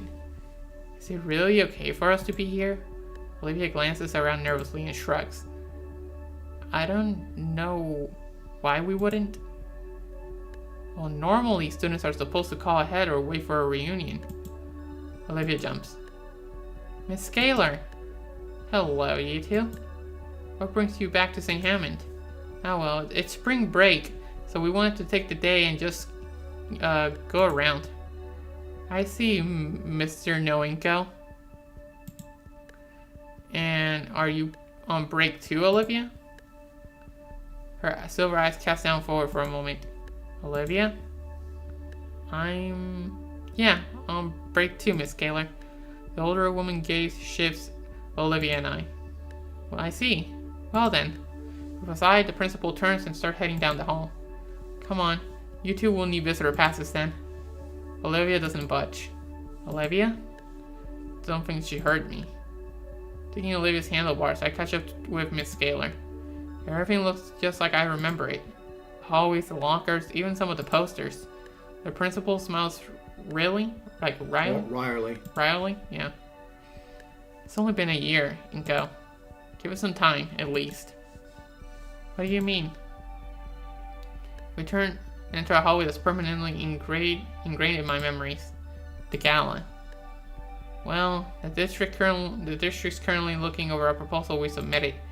Hopefully St. Hammond will have a brand new wing in the coming years. Oh, for more classrooms then? Something like that. The administration felt like we should have a dedicated area for extras. Curricular, yeah. I didn't see that. St. Hammond's was always focused on art, so that means it's an art wing? She nods and enters her office. After a moment, she comes back with a clipboard and some large name tapes. For now, just sign this. Don't worry about disturbing any clubs today. There's only tabletop games clubs in the library. I fill out the sheet for both Olivia and I and hand the clipboard back. Before Miss Scalar returns to her office, though, she kneels before Olivia. And Miss Alford? The voice surprises Olivia and her head tilts back up to look at the principal. Yes? I hope this break helps with whatever is on your mind. You may not be an official alumni, but you are a former student of St. Hammond. What's an alumni? Alumni. Mm-hmm. It means you graduated from it. Like, I'm an alumni of the college I graduated from, or the high school you graduated from, or the high school I graduated from. Okay. Yeah, that's what alumni means. But she can't be an alumni because she didn't graduate, saying she dropped out. Yeah. Before Olivia can respond, Miss Gator stands upright and re-enters her office. So, what now? Olivia glances down the halls to our left and right. I want to sit at my old spot at Ike's class. Olivia lets go of my wrist with her tail and starts moving along herself. I follow closely behind, remaining silent so I don't break her focus. It's clear that there's a lot of emotions whirling through her. She looks up the staircase and then continues to the elevator around the corner. Oh, I didn't think this far ahead. We don't got the key, do we? If you need, I can carry you up. Olivia reaches into her chair pocket and pulls it out. She still had it. Wow. The elevator door slides open like it always has for us. If we really want to nitpick, alumni is specifically for multiple students, either male or mixed. Okay. Another bout of nostalgia wakes over me of all the times Olivia and I wrote it. One memory stands out though, both of us huddled together in fear, and the door opens and I breathe the fresh outside air again. I always loved the door, the open hallway up here. Olivia rolls ahead past the rooms. 231, 231, 231, 232, 233, 234. Olivia stares at the nameplate. It now reads Mrs. Frizzler. Freezer? Fraser, yeah, Miss Frizzer. She sighs. After a moment, I reach ahead and opens the door for her.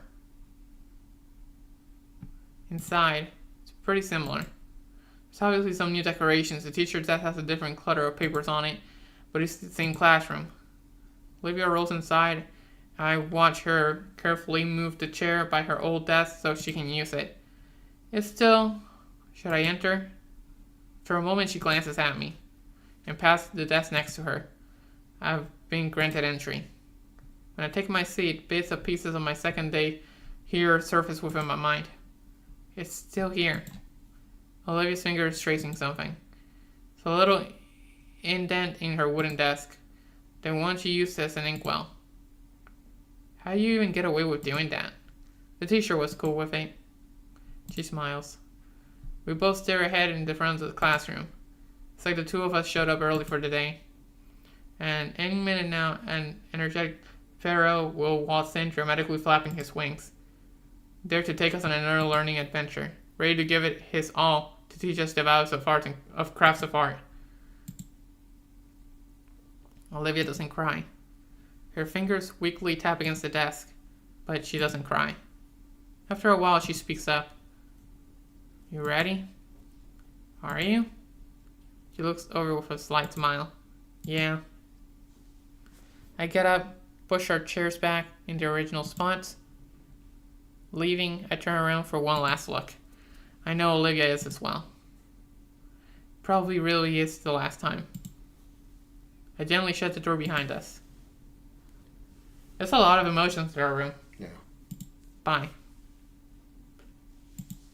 We ended up taking a short tour of the rest of the school, seeing the site once more, the auditorium, the atrium, even the cafeteria. Similar name is alumnus, singular female is alumna, and a group of females alumnae. I didn't know that. I got some of our old favorites from the vending machine. On the way out, we passed through the gala once more. I wonder. I stop at the trophy case. Olivia hears my footsteps have stopped and turns. The landscape is gone. In its place, a plaque. Plaque. Olivia gently rolls up to the glass case. I step aside from her. It holds an etched stone slab and several photographs illuminated by dim yellow lights. Surrounded, by all the award-winning works of art by his students. And etched into the top of the polished stones lies his name embossed Embossed, yeah. in gold leaf. Mr. Trent Idekin. Yeah, and the year. Yeah. So how old is he? Okay. 86 to 2023. So like 50? Like 40? No, he wasn't that No, old. actually no, wait. He was in his 30s. Yeah. Well, wait. No. 40s. Yeah. No. No. He was not. He was not in his 40s yet because he would be in his 40. So he would be like 38 or something? Yeah, he almost made it to his 40s. So he was still relatively young when he died. Well, no, maybe young, maybe old for, I don't know how long a pterodon lives, but he had cancer, so. Anyways. Olivia hands clasped over her mouth. Olivia, are you?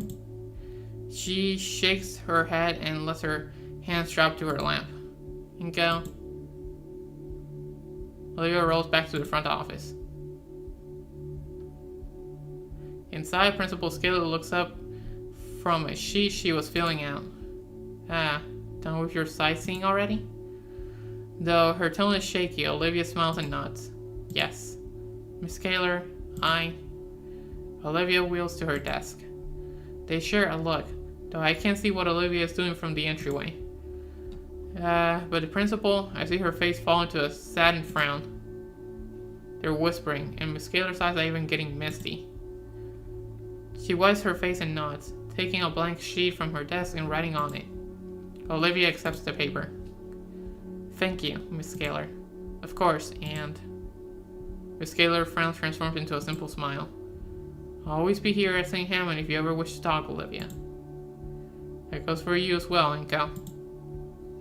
Right. Thanks, Miss Scaler. Olivia turns and leaves the office, wheeling past me. Hey, Olivia, what's up? She doesn't respond, instead heading straight for the school's exit. Following after her, I finally catch a glimpse of Olivia's face. Her face is set with determination. I have to move ahead and hold the doors open for Olivia, who will be line straight for our parked car. 36 or 37, depending on when in the year his birthday was. Yeah. Still really young though. Yeah, pretty young. Olivia, wait up. She finally stops next to the passenger door and turns to me. What's going on? Sophia isn't expecting us for another hour. Good. We have time then. Time? Do you want to go somewhere else? Yes, I need... Her voice hitches, but still forces the words out. I need to go see him. See who? She thrusts the papers forward for me to read. Oh. The grave? I guess so. We're nearly there. It's not that far away. It's only a 10-minute drive. But a combination of dread and anticipation makes it feel like 10 hours. In the seat next to me, Olivia stares at the elevator key in her hand. Part of me, though, would have returned it. She would have returned it. Maybe someday. It's not like they can make another for a few dollars. It's just important to her. Hope it doesn't rain. As we pull into the parking lot, I take hold of her hand. Take hold of her other hand. I can feel the nervous vibrations through our connected palms, and yet fingers intertwine with mine tightly. It's a solemn place. The grounds are well kept, but still creep up the old pavement. I help Olivia out of the car once more. The wind is picking up a little. We pass through the arcing metal gate. She looks around to see if Tombstone's completely lost. How are we going to find it here? I don't know. Let's just start. Should have asked for more details. Don't worry. We have time. I push Olivia along the gravel trails. The past row and rows of graves. On rare occasions, small mausoleum. Without the plot number, we have to scan over each tombstone carefully. Olivia's breathing picks up. There! I think it's that one. She pointed to a small tombstone one row ahead. Without hesitation, I pivot and push Olivia forward to it. It's a similar plaque to the school a similar plaque to the one at the school. Instead of engraved gold letters, it's simply carved into the stone. Olivia holds a hand out for a bit and lets it fall back into her lap. We found it. For a while, we rest in silence, just looking at the inscription on it. His teachings will continue into the new generation. I'm startled when Olivia pushes herself out of her wheelchair. She kneels before the small tombstone, and I move to kneel beside her. Olivia? I'm fine. It's just, I want to finally tell Minko. It takes only a moment to recall what she's referring to. It was nearly a year ago. That night, Dad invades my dreams from time to time. I nod, laying a hand on her shoulder in solidarity. Alright, Olivia. So she looks at me and smiles a very fragile smile, and then begins. Mr. Atkin, you were a lot of things for me. You taught me so much, everything I know when it came to art, and yet you tried to teach me about myself. Show me a way to live my life that was better than how I was back then. It used to grate on me when you would lecture me about my feelings, but I know you did it because you gave a damn. That's a good screenshot. What, this? Look at that. Yeah. Alligator tears. Well, it's still a very sad scene, though. Yeah. I know you did it because you gave a damn. You gave a damn about me and about everyone around you. Even when I was being stupid and I was trying to hide away from everything, you came into my life and showed that the world wasn't as bad as I saw it. Another good one. Yeah. Olivia's eye turned to me, and I can see the tears flowing freely down her cheeks and over her shaky smile. You're right about him too, Mr. Atkin. I'm grateful you had to have you as a mentor. I promise from now on to you and to everyone that I'll live my life unshackled by doubt and fear, like you had always taught me to. Thank you, Mr. Atkin. Olivia sits back. I hate to think of how all of that waiting on her this whole time, but it's gone now. And thank you, and go. I know it's been hard, and you've done so much for me. I promise I'll get better. I promise I'll be someone worth it all. I shut my eyes and move in to hug Olivia. Another hug. Yeah, that is very sad. Yeah. Thank you so much for giving me the time. I love you. I love you too, Olivia. Wow. Mm-hmm. It kind of hits. Yeah. I'll get better.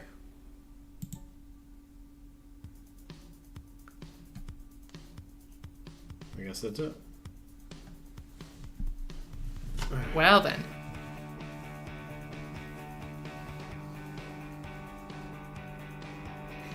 Well, that was very sad.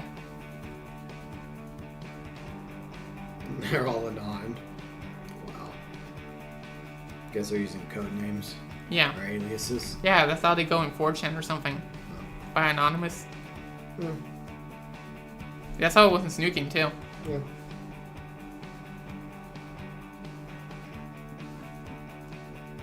You know what they say about crocodile tears, but what about gator tears? Well, I think her tears were sincere. Yeah. But overall, what did you think about it? I guess this is, I don't know. I mean, I guess it's over. Or maybe there's gonna be like an end credit or something. I guess we'll find out. I don't know if there's extra chapters. But there's supposed to be like 4 endings, right? Yeah. Well, which ending was this? Well, I mean, I guess I'm gonna say it's one of the good endings because she got some closure finally. She and Inko are still together. It's my guy. Yeah, there's Atikin. She and Inko are still together, and I guess he's doing well in college. Ending 3. Down the trail named Legacy. Let's go. Okay. So I got ending 3. Okay. So I guess it's Because in Snoot Game, there's 2 bad endings and then 2 good endings. And you. Yeah. So I guess you got one of the 2 good endings. So, the end. The end. It was gonna tell you anyways. Ending 3 to 4. Okay.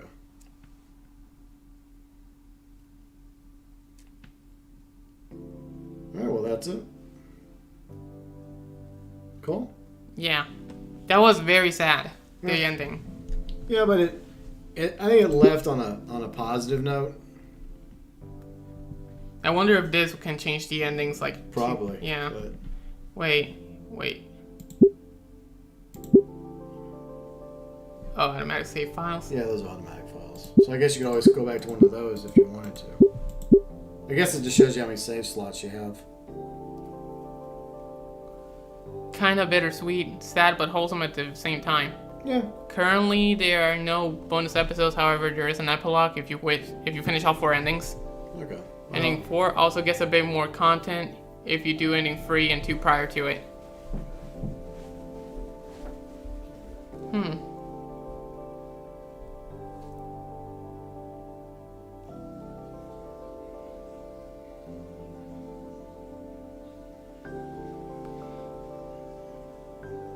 Okay, well,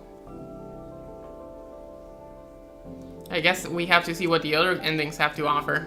Maybe one day. We'll see.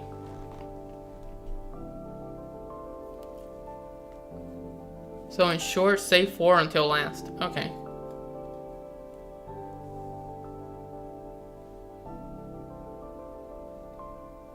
Okay, so it will be good to keep these because that way I can actually... yeah. Yeah, it'll be good to keep these. Alright, cool. So these are automatic. Hopefully these don't go away. Yeah, I guess not. I mean, I guess as long as you don't do another Let's Play, they don't go away. Yeah, so apparently ending 4 gets a bit more content if you do ending 3 and 2 prior to it. Okay. So we got ending 3. Yeah. So if we got like 2 prior to it, then we can get ending 4. Autosaves go away. Okay, so let me at least save 1.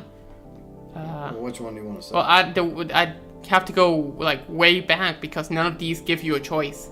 No, they don't. It's just all. Yeah. Yeah. I want to load.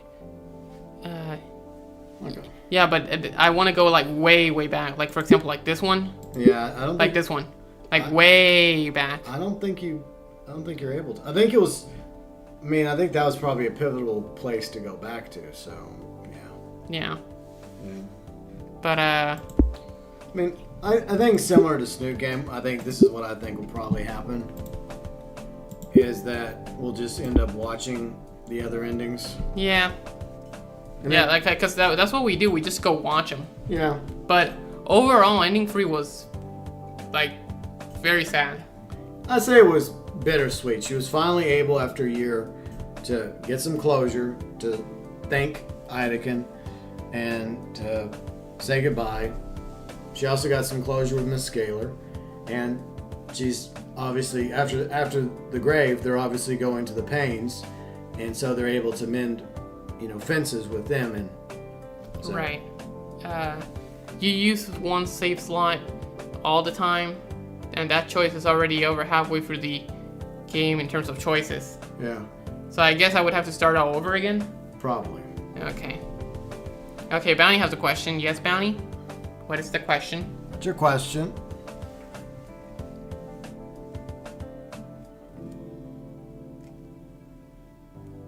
Oh, any day now, Brownie. Well, it gets delayed.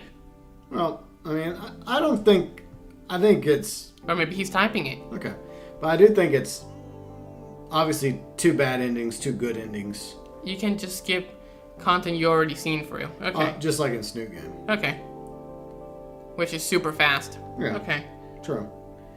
So, yeah, I mean, I'm just glad we didn't get one of the bad endings. Yeah. Out of Snoot Game and I Want to Hug That Gator, what cast members group do you like better? Okay. Well... I guess which group of ensemble? Fuck, that's hard. Because I like Inko, I like Olivia, I like Ideken. Yeah. I like Damien. Yeah. And I like the parents. Yeah. And Vinny was okay when GP voiced them. Yeah. But Liz was cool too. Yeah, I liked Liz. Yeah. And Ben was alright, and Mia was ugh.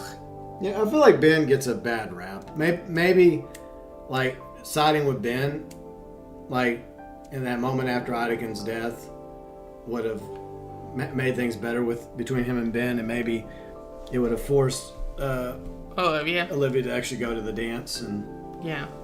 But I don't know, man. That could end up to the worst ending. So you don't. It's so. Yeah, you know. But I feel like out of the whole cast, because one of you had in the old cast, you had Fang, Nasser, Naomi, Reed, Trish. Yeah, Stella. Mo, Stella, Rosa. Yeah, Rosa. And on, of course. Yeah. And then the parents. Yeah. Yeah, which were cool. Look, I like Randy way more than Fang's dad. Randy's a nice and friendly, and you had Fang's police chief father. Yeah. Yeah, he was definitely a fucking hard ass. So which crew do you like more? For me, it's hard because they're both so likable. I feel like Nasser's similar to Ben in some ways, where they're both trying to do good. Like, Ben is trying to do right by Olivia, just like Nasser was trying to do right by his sister, Fang. But they both can become kind of antagonistic in their own ways. Right. I'm gonna go with... I'll say this. I'm gonna go with Gator. Okay.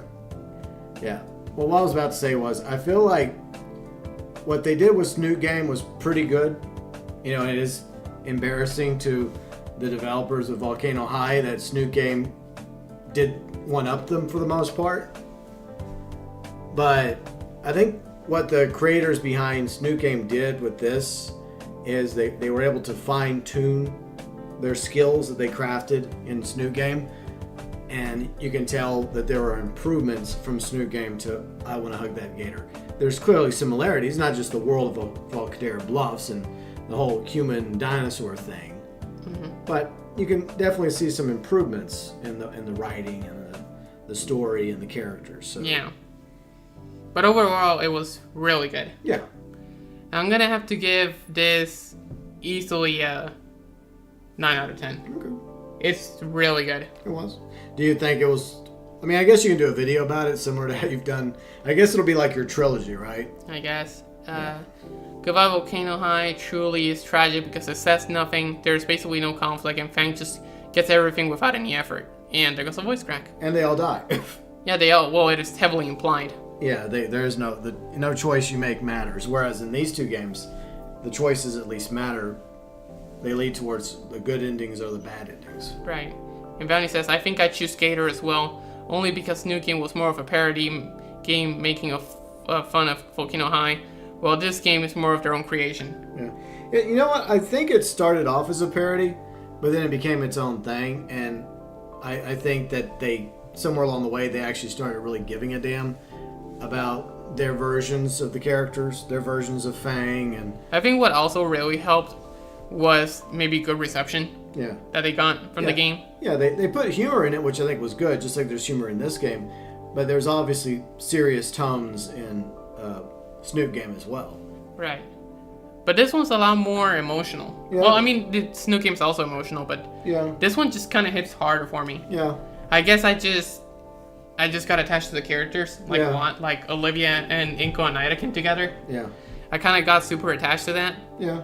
So I just kind of hurt as well. Yeah. And I keep voice cracking. But it is what it is. It was just very sad. I don't know. It just kind of hurt. Yeah. Because I really like Idakin. It was sad, but I also see parallels between Idakin and the Fire Master. You know, where the Fire Master spent 25 years. Oh, yeah. And then when the time had come, he was ready to pass the torch to his granddaughter. Kind of like Idakin was kind of... The same thing to Olivia. Yeah, the same thing to Olivia, you know. Yeah. More so than they got someone to actually... Wait, more so than they got someone that actually knew how to write. Yeah. Otherwise, Snoot Game would have been ending free, but unironic. Yeah. Yep. Yeah, I think it, like I said, I think it did start off as a parody, but then somewhere along the way, I think they started becoming really invested in the story and the characters they were trying to create, and it shows. Yeah. But they obviously took everything they learned and they were able to improve it in I Wani Hug That Gator. Right. Even from the animation to the characters to the writing and everything. Oh. As Prono Snoot was just ending free. So there was only just ending free? Was that what you were... I think so? For what? For Snoot. Okay, so yeah. Proto Snoot was just ending free. Okay, and so they kept adding to it. I think that's something that we've heard before. That they've continued over like a year, adding additional like stories and connections. But I wonder what they have plans for I Wani Hug That Gator. I'm hoping they have some bonus content. I think they will. Yeah. Like they're just gonna have stuff with Damien or... Oh, yes, it's in the absolute first version of the game, not version 1.0. Okay, so it was just ending free and that's it. Yeah, but I'm glad that they continued adding to Snoot Game, and by doing so, they fleshed it out even more and made it even better. All right. This was like the first super rough draft of the script that is out there. Yeah. Okay. But yeah, overall, I'm gonna have to say I like Gator way more. Mm-hmm. Snoot Game is very up there. I'm gonna give Snoot Game an 8.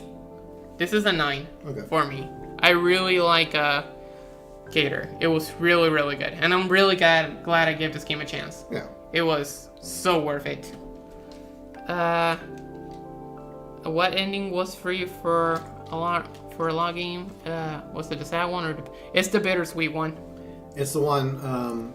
Yeah, where Anon goes to the military. But I keep voice cracking. He promises to come back, and he does keep his promise at the end. So in ending 3 from what we watched, I forgot what the channel's name was. What, Blue Star or Blue Star or something? Yeah. I think it was Blue Star 42. Yeah. Yeah. Credit to them.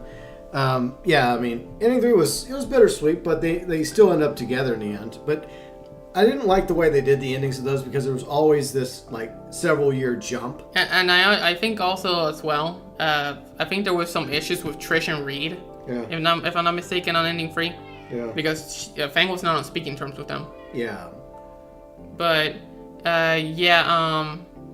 basically in Snot it is in Snoot it is the one where Lucy becomes overly dependent on Anon and cuts ties with everyone else. Yeah. Yeah. But yeah, but I think ending 4 is the best ending of Snoot Game because it's a balance, you know. Right. But I still don't like the whole jump period where they separate for 5 years no matter what. Like I think this is more believable that Fang and Anon would have ended up going off together and then coming back together, just like Olivia and Inko end up together post high school. Right. But yeah, I mean, I guess when we get a chance, we'll probably watch the other endings. Yeah, we'll watch the other endings because I want to know what's gonna happen. Okay. But yeah, overall, hopefully you guys have enjoyed. This was amazing. Yeah. I loved it. And yeah, I think TV loved it too. I enjoyed it. It was fun. It had good moments and definitely characters and story you actually cared about compared to a lot of AAA titles out there. Yeah, yeah. This is well written. It is. Yeah. And I hope that they've been doing really well with the sales of this game. So much that it merits them to continue adding content to I Wani Hug That Gator and perhaps even a future project as well. Yeah. Yeah, because this was really good. Yeah. If they release something else, I'm definitely getting it. If it's anything like this. Yeah. Because not only is it a good read, but it also has good writing. Yeah. And it's just good. Yeah. I definitely loved it, and I like the fact that it was original. I would have loved to see maybe like a little cameo of like Fang. I think for legal reasons they couldn't. Yeah, that's what I was thinking. Like if they didn't, it's because of something like that. There's a reason why Snoot Game is free. Yeah. 900 reviews on Steam so far. 99% positive. That's awesome. That's great. That actually shows that people care. Yeah, they care. They care enough where you have 90 or what? How many? 99% positive. How many reviews? 900. 900 reviews. That's very impressive. For I think almost any game would like to have 900 positive reviews. Yeah, but yeah, hopefully you guys have enjoyed. This game was awesome. Yeah. I will make a video whenever. Yeah. But I guess it'll be the third in your trilogy. yeah, it's gonna be first Volcano High, then Snow Game, then this. Yeah. But yeah, hopefully you guys have enjoyed, and I'll talk to you guys later with the next video or live stream. Wait, before we go, Bounty has one more comment. Okay. The only thing I kind of dislike is that there are less choices than you can make, but the animations they added, but I love the animations they added as a nice touch. That is true. The animations were kind of cool. They were good. Like I said, everything they improved in almost every single way in this game. More animations, more art. But I do agree with Bounty. I really do feel like in the next game, if they make a future game, I would like to see more choices. Yeah. Because you didn't really have that many choices. Right. And I think the peak player numbers was around 1.2k-ish. Nice. And that doesn't count people that got it on itch.io. Itch.io? I don't know. That has to be on their website. Okay. But yeah, hopefully you guys have enjoyed, and I'll talk to you guys later with the next video or live stream. Bye bye, and good night.